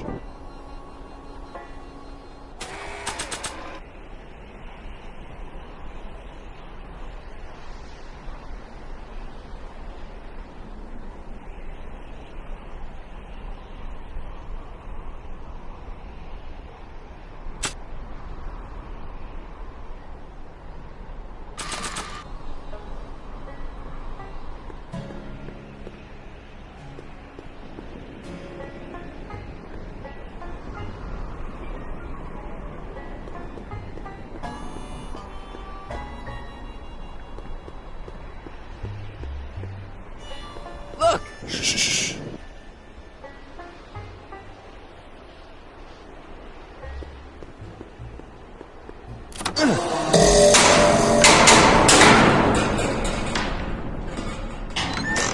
Step away from the cabin! Pardon us for intruding, madam.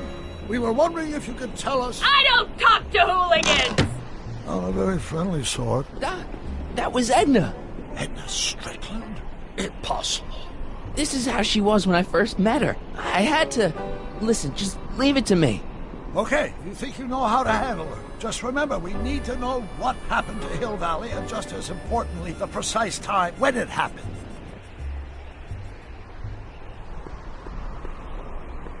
Look! Shh.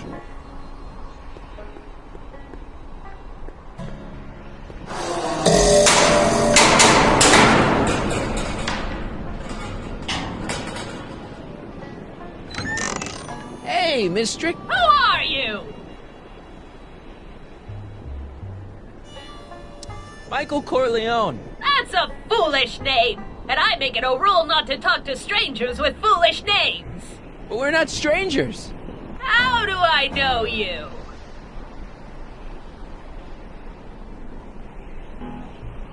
You interviewed me once, back when you were young. Listen, Sonny, I'm an easygoing woman, but I got a few rules I live by. And rule number 1 is, I never, ever talk about the past! Or the future, neither. I don't talk about any day but today. I guess that didn't go so well. Of course she doesn't talk about the past, because there's something in her past she's trying to forget. But we're gonna pry it out of her. Go ahead, knock on the door again. Look! Shh.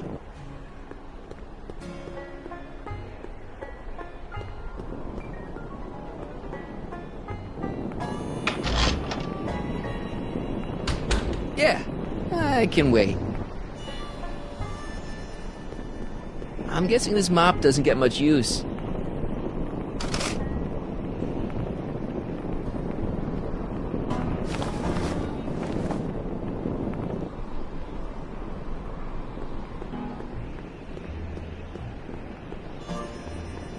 I wonder what's cooking.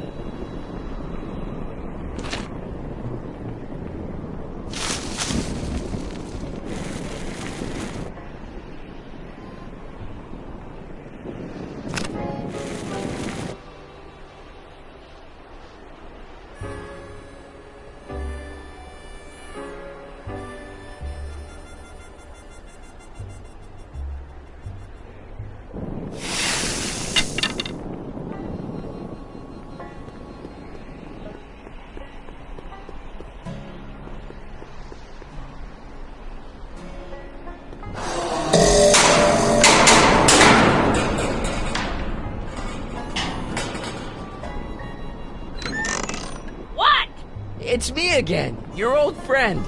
How do I know you?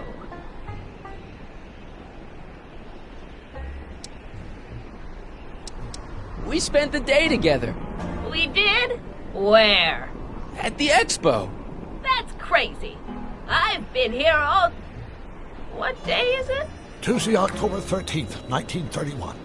October 13th, 1931.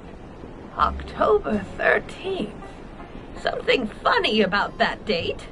Well, what are you here for?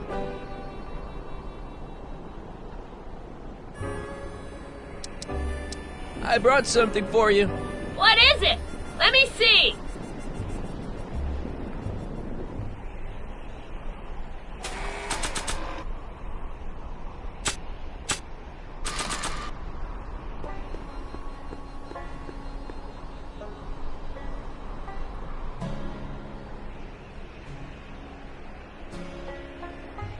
I brought you these algae cakes.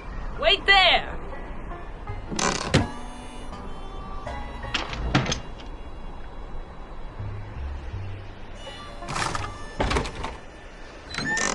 Not bad. You got anything else for me?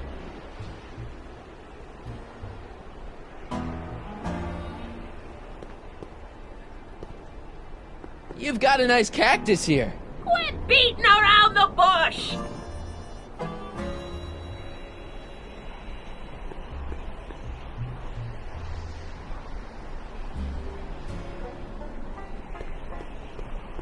I brought you him. Him? Who him? Him who?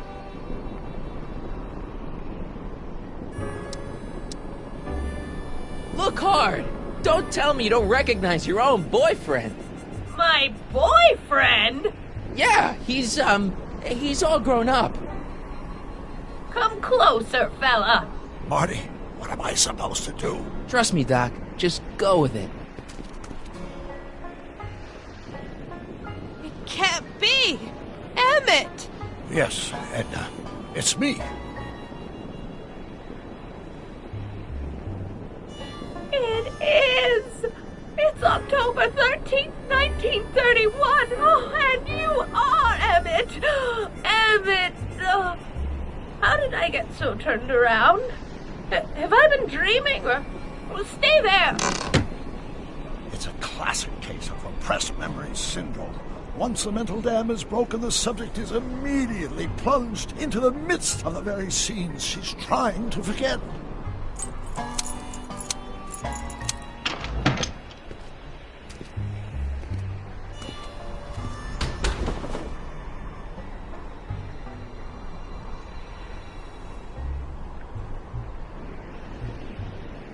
Darling, you've come back! Of course I knew you would. An intelligent boy like you wouldn't be one to throw away true love all because of a silly quarrel. I've already forgotten about last night's little tiff.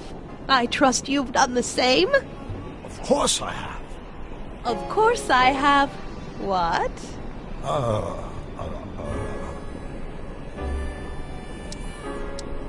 Schnookums. Schnookums. You're sweet. But you're still keeping company with this Smirnoff character. I insist you drop him. He's a bad influence. And you've got to stop working on that dangerous electrokinetic... What's this? Okay. I suppose now you're miffed with me for forcing Detective Parker to close your booth down. Bitter medicine for you, I know, but I had to do it. And Parker had no choice but to obey my orders. He knows that my opinion carries a lot of weight in Hill Valley, and he'd never... Parker would never... Oh... What is it? I don't know. Something about Detective Parker. Something that happened to me on October 13th. What could it be? Can you jog her memory? If we can keep her mind in the past, we may get the full story of Hill Valley's premature destruction. Help me out here, Danny. Don't talk to him. I won't have you spreading stories about me.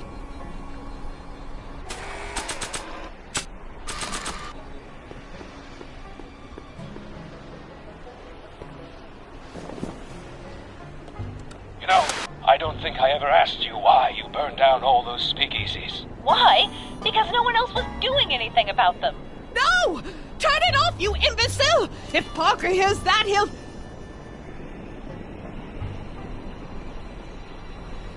Officer, I can explain.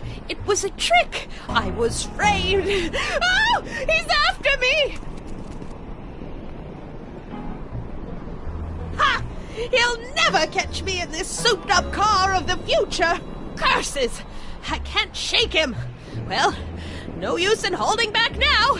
Let's see what this baby can do. And here it comes! Yes? Here what comes? I don't know. Something really unexpected is supposed to happen right about now, but I'm not sure what. Oh, come to think of it, how can I be expecting something unexpected? What's going on? Quick, Marty. We've got to find a way to push the story along before she snaps out of her reverie. Not sure what that... Can't you move a little faster, Danny? He'll never catch me in this car. It's about to do something unbelievable.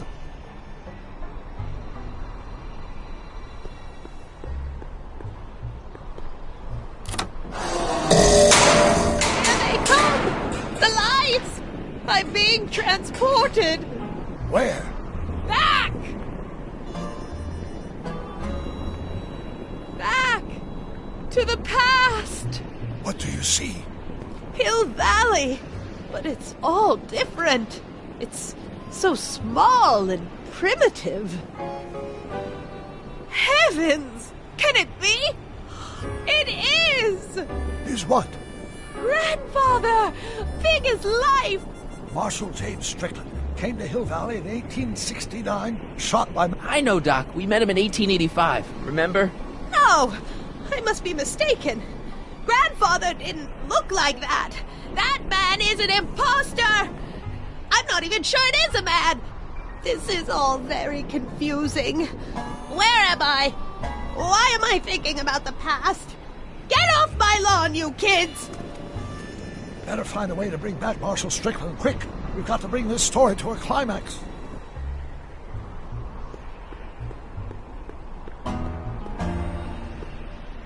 Looks like a Strickland to me. Like my little brother, perhaps, but not like my grandfather. Grandfather was much more, shaggy.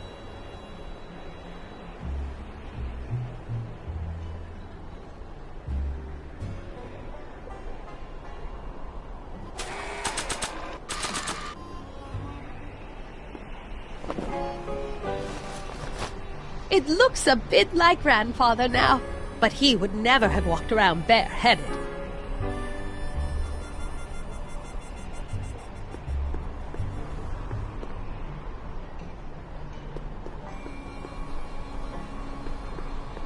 This hat doesn't frame her face very well.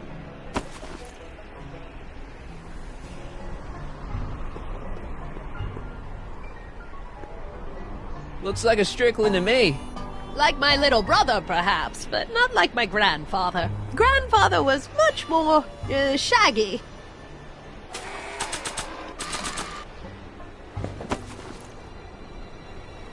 Not bad. Oh, Grandfather, how well you look. How well everything looks. How does everything look? Tell me. It's a bit rustic, to be sure, but all the buildings are so sturdy and well kept. And the young people of Hill Valley, they're so virtuous and upright. So unlike the degenerate specimens from the 20th century. And I know the reason why. Why? They haven't yet fallen prey to the vices of booze and debauchery. They are still in a state of innocence. I think I could learn to like living here. But who's this? Who? This big lout swaggering up the street. Lips curled in an insolent sneer. He's a newcomer to Hill Valley. Beauregard. Beauregard... Tannen. Yes! Good guess. Look at him. Acting like a big shot. Throwing his money around. Stolen money, no doubt. Why can't they see through him? The two-bit phony! And now his plan becomes clear. He's bought a plot of land in town. He's going to put up a what? I don't know. It's something I don't like. Something evil. This is the key to our mystery. We've got to get her memory back in the groove.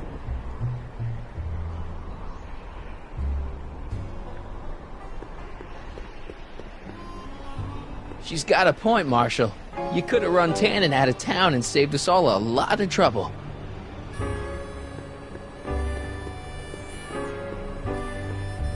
An old saloon sign. Cool. Too bad it's all burnt.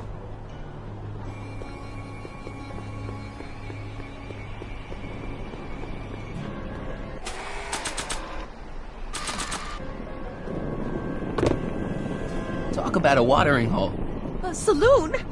In Hill Valley? Oh, he can't do that! Grandpa, you can't let him do it! You can't let that snake ruin paradise! Well, if they're all too blind to stop him, I'll just have to take the law into my own hands.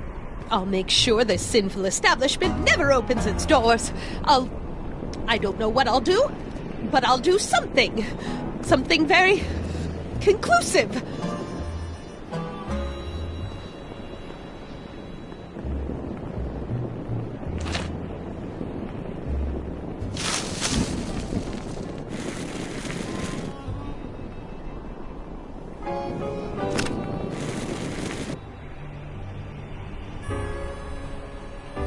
No, you're doing it all wrong. It'll never burn like that.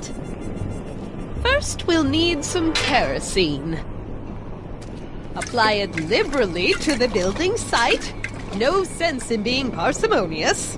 And now, watch.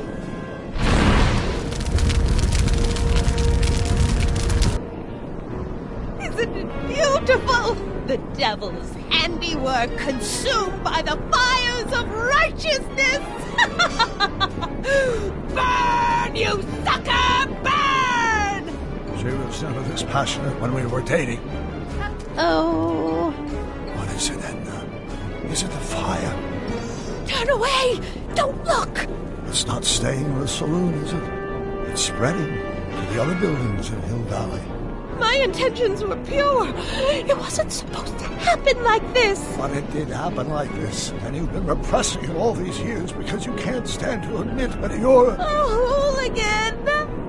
I'm a hooligan!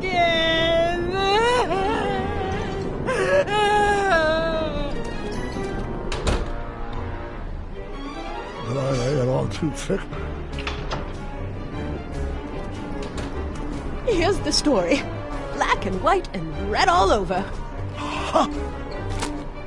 Hill Valley destroyed by fire started approximately 2 a.m., July 17th, 1876. Of course, I'm not the real criminal in this story. Am I, Mr. Sagan? You set me up for a fall. You and Smirnoff. You made me steal your infernal car. You made me burn down Hill Valley. And now, by the powers invested in me by the town of Hill Valley, I hereby sentence you two criminals to... Hey! You! How much have you heard? Enough for a month's worth of headlines in a Hayesville Herald. 2 months worth if you shoot those fellas. I could shoot you too, you know. But you won't, because that would be against the law. And you never break the law, right? This is your cue to skedaddle. Right. Much obliged.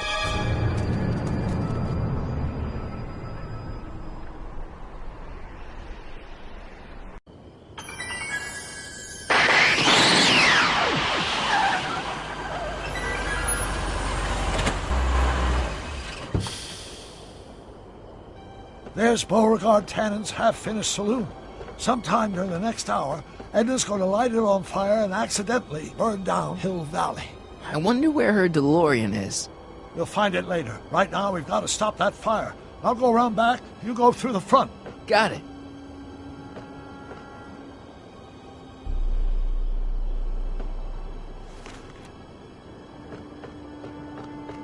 I think I liked it better on the outhouse.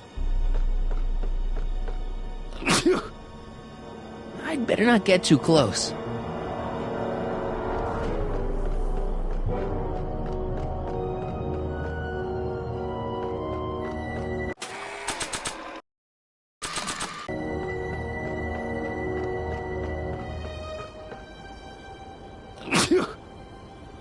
I'd better not get too close.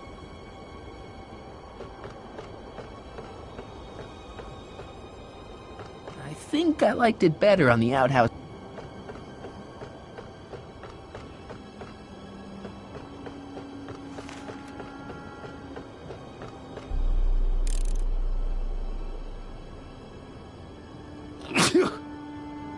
I'd better not get too close.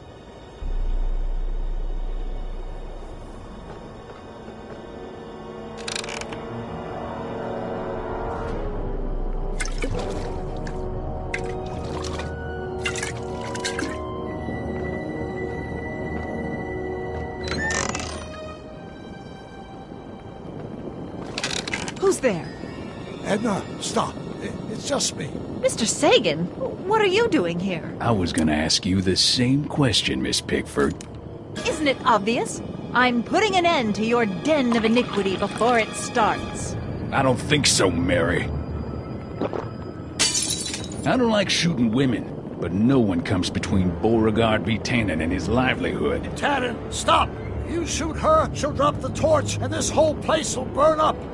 Edna, stop! If you drop that torch, he'll shoot us. Looks like we're at something of a standoff here, Mr. Tannen. I don't see a way out, unless somebody manages to disarm both of you at the same time. How the hell am I supposed to do that?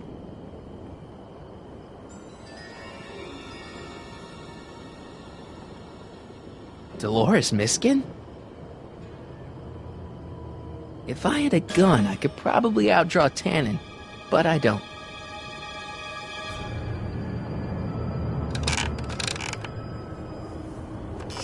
Was that a mouse?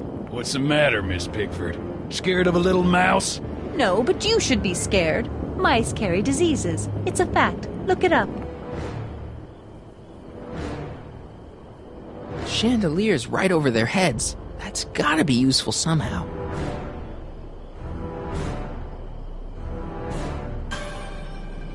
That must be where Edna got the kerosene.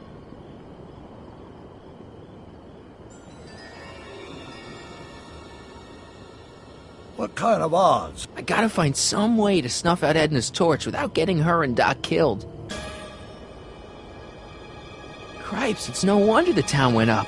I can smell the kerosene from here. If I don't figure out some way of dousing that flame, Edna's gonna burn down the town. Maybe I could jump him.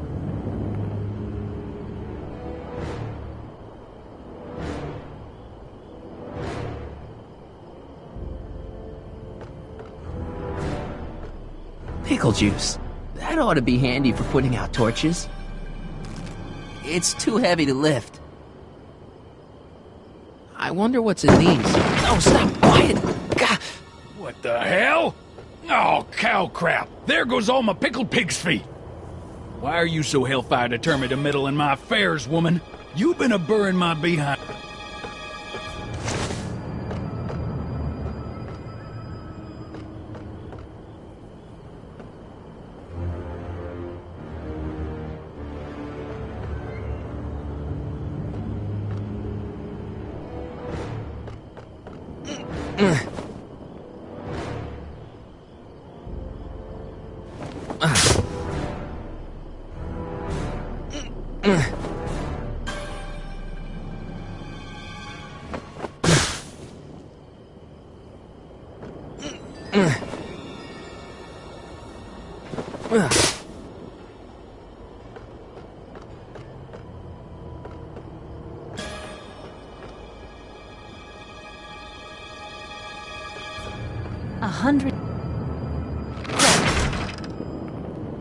It's right over his head, but I can't knock him out while Edna's still holding that torch.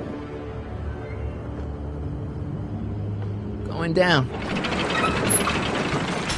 Looks like your torch is getting a little dim there, Miss Pickford. It's still hot enough to bring down this little bit of Gomorrah, Tannen.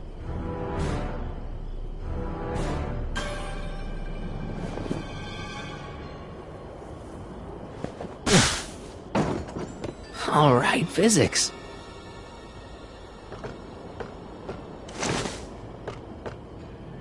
Maybe we can come to a more peaceable solution, Mr. Tannen. Keep your distance, fancy pants. I don't know you from Adam, but that won't stop me from putting you in a box next to your crazy...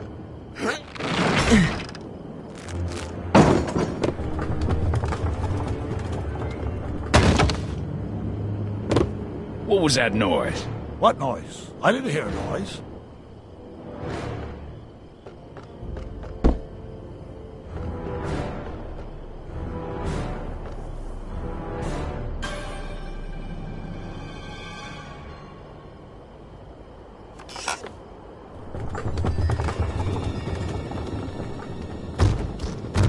Okay, that was lucky. Won't be long now. We'll just see.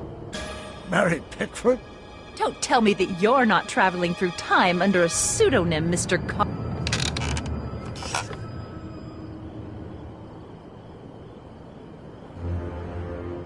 Hang in there, Doc. The ammo's in place. Now to pull the trigger.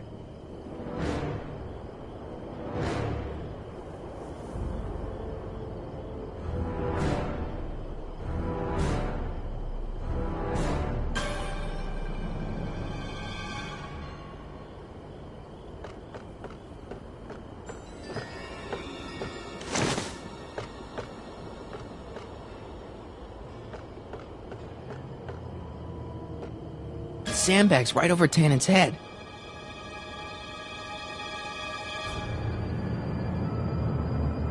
That pickle juice will put the torch out for sure. Now to tip the barrel over.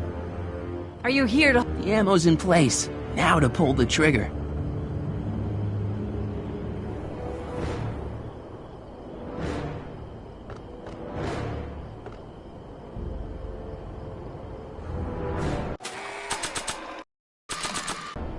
Not sure what that... Not sure what that...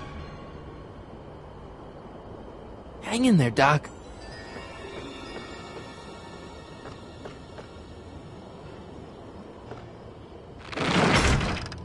Not sure why I did that.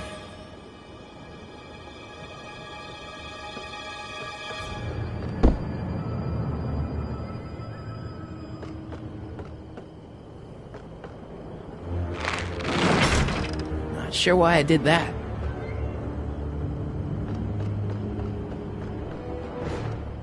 Why are you dressed like that?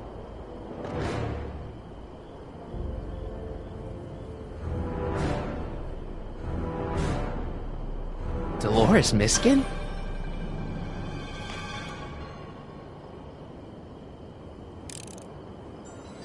That pickle barrel's right over her head.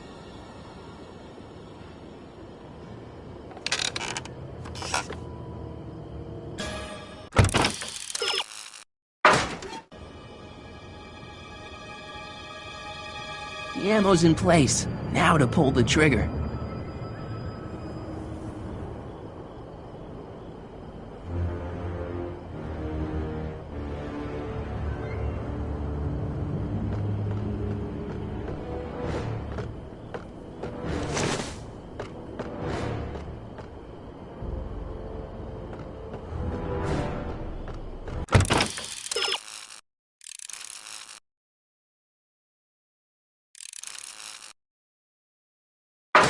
Say, that's a lovely chandelier you've got there. Come on. Got any last words? I'll see you in hell, Tannen. You first, lady. Come on, you son of a... Ha! The frog! Who the hell are you? I'm the diversion, butthead.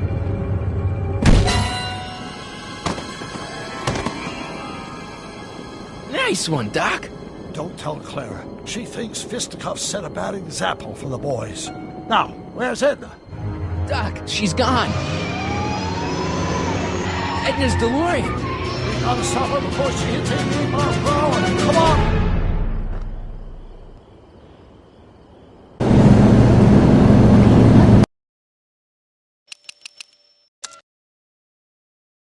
Nothing to be worried about. You're a smart woman with a strong moral compass.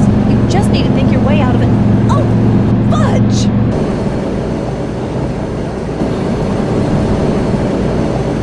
What's she doing? I think she's spouting euphemisms at us. Luckily, the road out of Hilltown is still pretty rough in 1875. It's unlikely she managed to be somewhere 88 miles an hour anytime soon. How are we gonna stop her? Good question. Can't risk inflicting her own damage here. Fear of altering the timeline even further. Luckily, those diagnostic lights my alternate self put all over her DeLorean have given me an idea. Here, take these. What are these? Flux synchronization buttons. How do they work? I generally use them for maintenance purposes.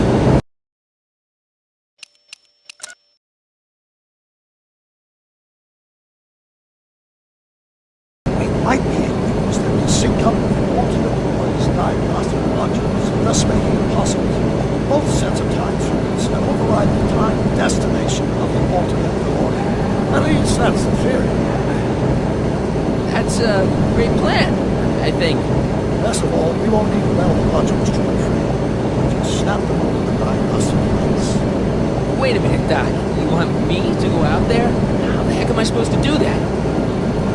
Good question. Let me think. Aha! A hoverboard! Saved our hides a few times before, so it seemed like the appropriate tool to bring along for the job. Sweet!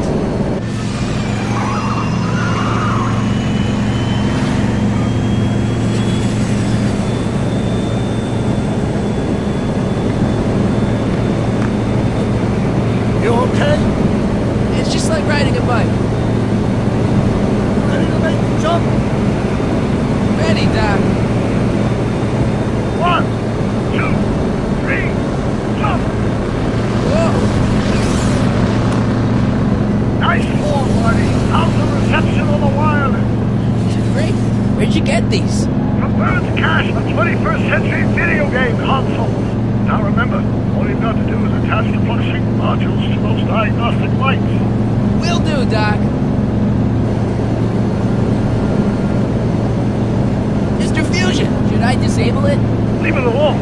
It's not a good idea to monkey with nuclear reactors. Is that one of the flux emitters? Yes, now plug in the flux sync.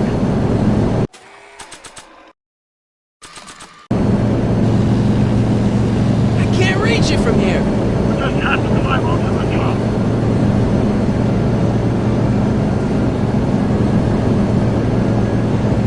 Not sure what that...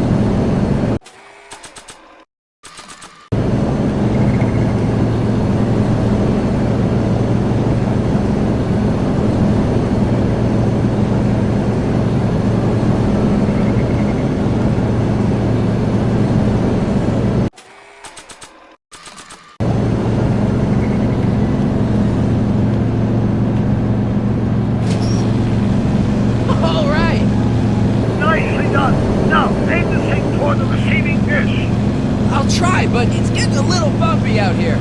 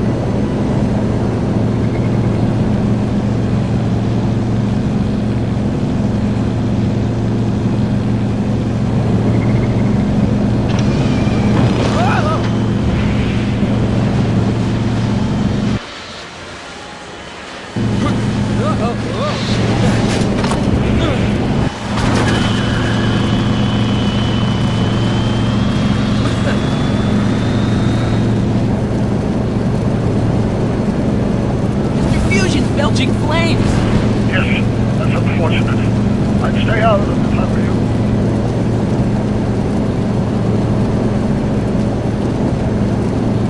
Don't toss in those flames, they may be radioactive. I don't even like crossing through normal flames. It's locked!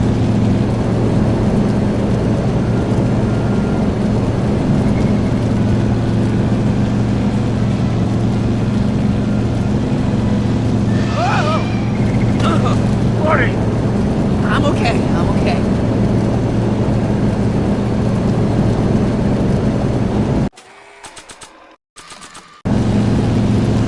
I can't reach it from here. What just happened to climb onto the top? It's one of the flux emitters.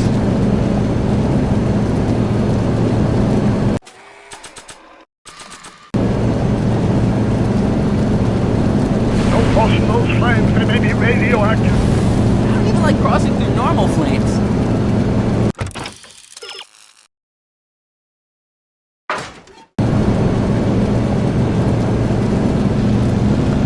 It's locked! Mr. Fusion's belching flames! Yes, that's unfortunate. I'd stay out of them if I were you. Not sure what that... Not sure what that...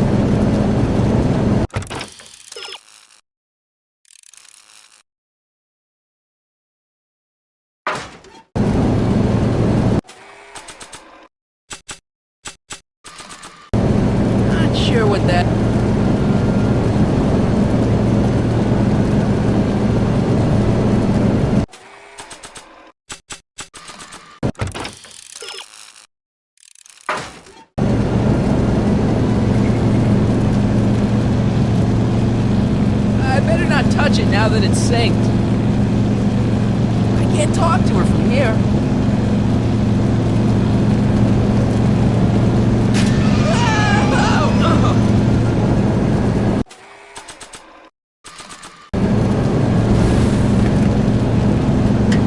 Nice work, Mark.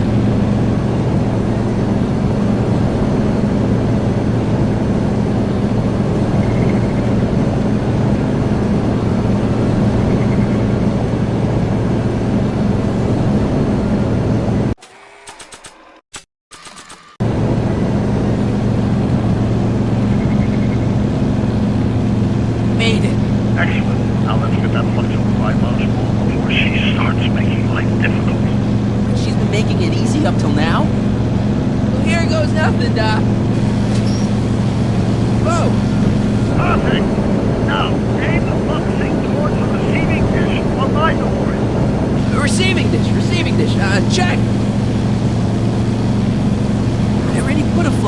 right here.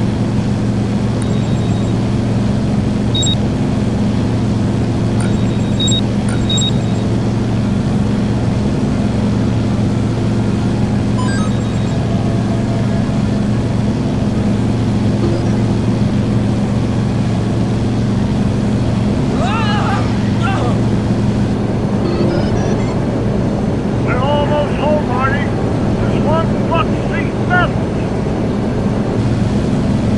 Get off my car, you hooligan!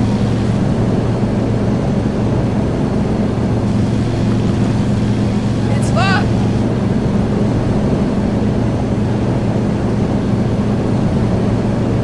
It's one of the flux emitters. I can't reach it from here.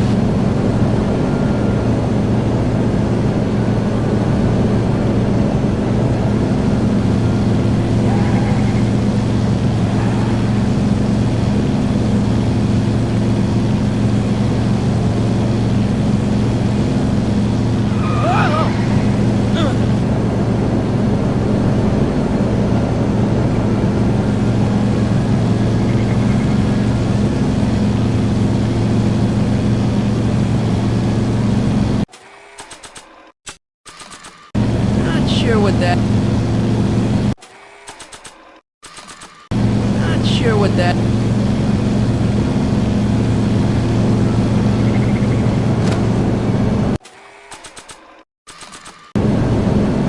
Not sure what that... Not sure what that...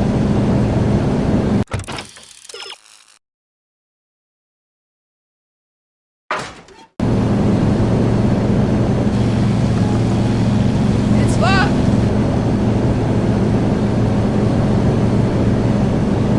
Mr. Fusion!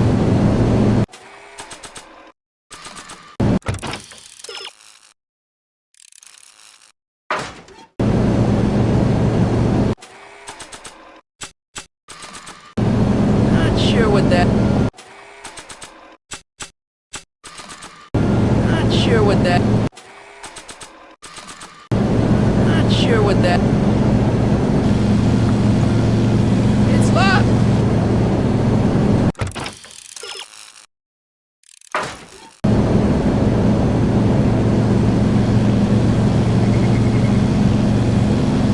I better not touch it now that it's synced.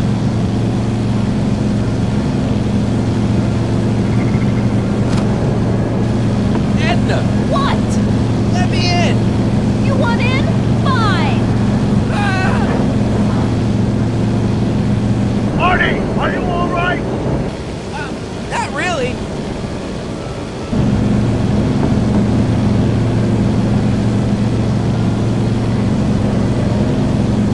What? Pull over! No!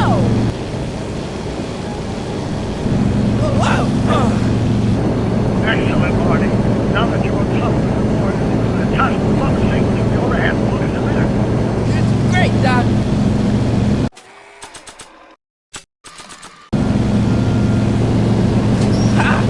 Nicely done.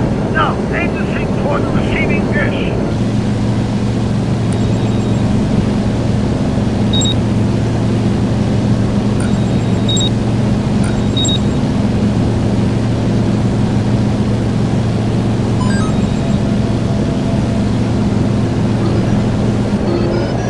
That's it.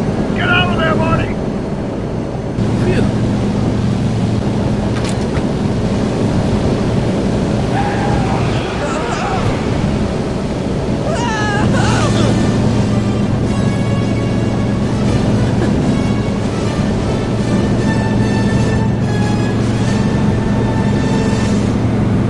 Now what?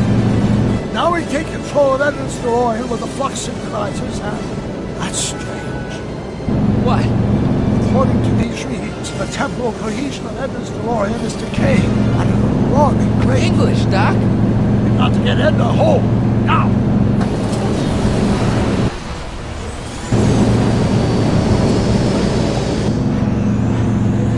Hold on!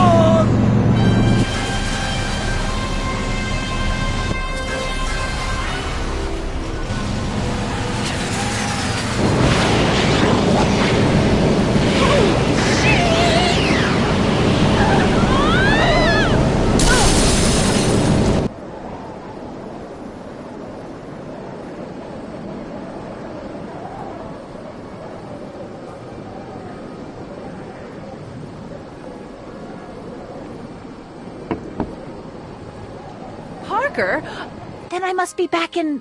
Would you be kind enough to tell me what day it is? It's the day I place you under arrest for arson, resisting arrest, and being a general all-round pain in the ass. No! You can't arrest me. Not now. I just got back from the last century. Would you look at that? Edna Strickland, drunk as a skunk. I'm not drunk, you reprobate. I'm a time traveler. Sure you are. Oh, I'm loving this. I'll prove it to you. Come with me. We can do the whole day over if you want. We can fix everything. We can start by drying you out. Come on, into the station with you. You can bunk with me, doll. I'd rather die. Stop it! Unhand me, you dolt! Well, I guess that's it for Edna.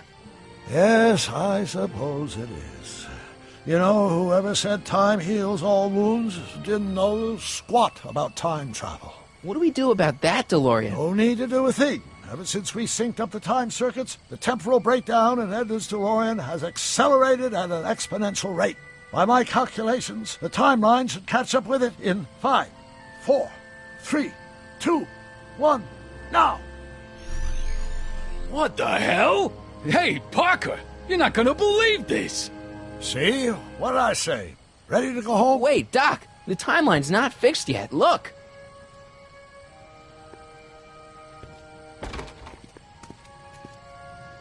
Michael, you missed all the fireworks at the expo. Yeah, so I heard. Listen, I heard a rumor about you two. I guess we gotta come clean. Ta-da! Audie took me to Reno last night. Try to keep a secret in Hill Valley. Well, you gonna congratulate us or what? Then it's true. My grandpa's married the wrong grandma. I'm done for. Hey, are you feeling all right, kid? You don't look so hot.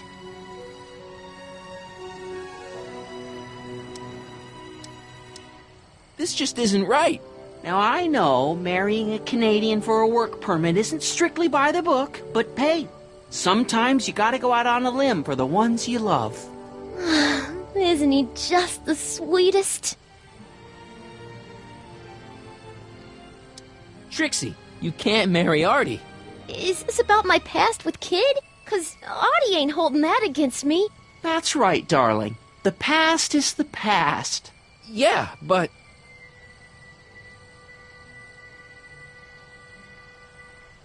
Can you see through me? Nope, never could figure you out. I thought you'd be thrilled for us. You don't understand. You're supposed to marry Sylvia Miskin. But I did marry Sylvia Miskin.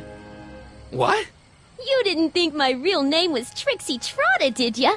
Don't feel too bad. It was kind of a surprise to me, too. Wait a minute, you're Grandma Sylvie? Grandma? Hey, how old do you think I am, kiddo? But you're so skinny and blonde and... Yeah, you know, it's amazing what Oh my God, I've seen you naked. You're Sylvia? You okay, pal? Yeah, I'm fine. Great. You kids go off and have yourself a wonderful honeymoon. And don't worry about your dad, Artie. I'm sure he'll come around. Come around to what? To approving your marriage. You seem kind of mad about it back at the high school. Well, that was before I got a look at her. Besides, as my dear old father Seamus used to say, no sense in getting riled up over something I can't do nothing about. And honestly, now that I met her, I can't imagine a better daughter-in-law than the charming Miss Sylvia here. Aw, thank you, Dad. As for you, stranger, I'll thank you to not go poking your nose in McFly family business.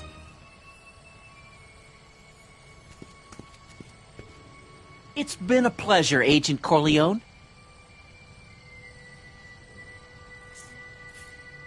See ya in the funny papers, Mikey. Goodbye, Grandma. You know, I took some pictures of Trixie in 1931. Hey, that's my grandma you're talking about.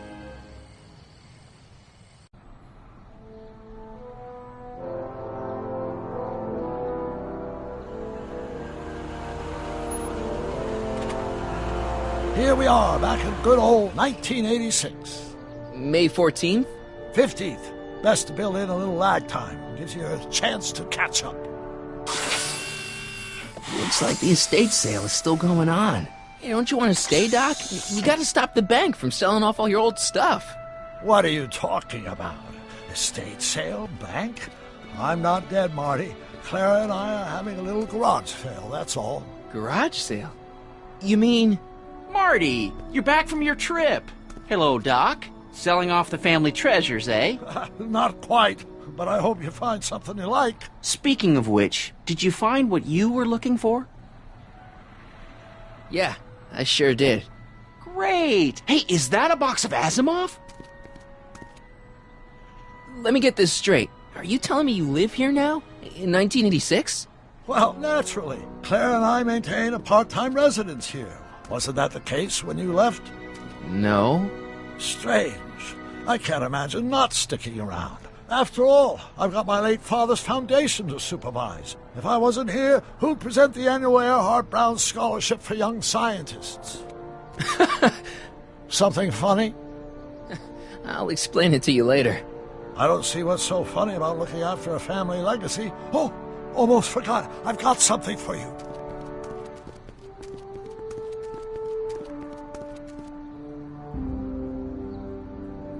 Happy graduation. Graduation? But that's not for another... The McFlys of Hill Valley. An exhaustively detailed history of your family, from your great-great-grandfather Seamus to the present. You traveled through time to write this? Well, most of the research was done traditionally, but your grandma Sylvia proved to be something of a mystery. Which is why you traveled back to 1931, to look for her. Exactly. Who knew she was singing in a speakeasy under a stage name? This is great, Doc. Thanks. It's the least I could do for the man who saved me from making the worst mistake of my life. Yoo-hoo! Dr. Brown! Edna? Einie! What's going on? What are you doing with my dog? The same thing I do every afternoon, silly man. Giving him such much-needed exercise. Isn't that right, Einstein? Hey, Dollface, it's past time for our 3:30. Coming, sweetie! Oh, Mr. McFly, have you seen my stepson anywhere? Oh, Biff! I think you're late for an appointment. Oh, well, gosh. You're right, Mr. McFly. Hi, Marty. Don't they make a great little family? You'd never know they met in prison.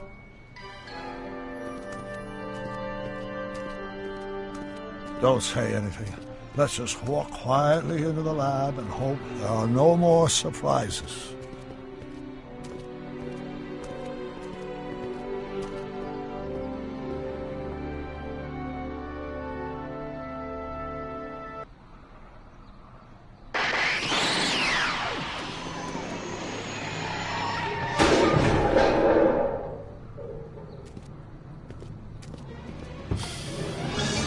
Doc! Marty! What are you doing here? You gotta come with me! Back to the future! Marty, you can't be here. If your younger self sees you, the consequences could be catastrophic. My younger self? Oh, right! Bring him along too! This concerns all of us! What do you mean? Does something happen to us? Do we turn into assholes or something? Nah, we're fine. But our great-great-grandkids? What the hell? Great Scott!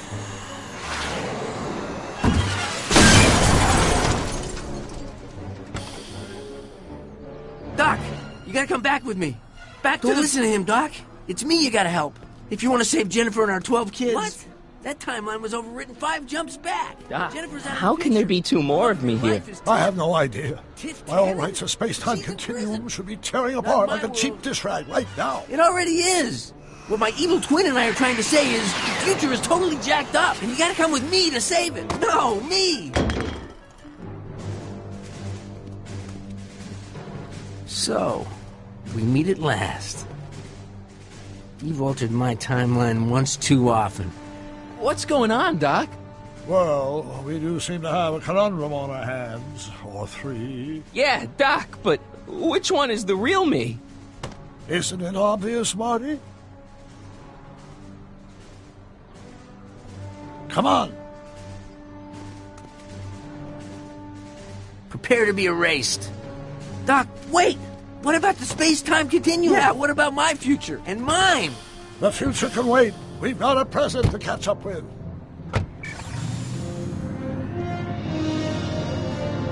Where to, Doc? Mr. McFly, thrill me.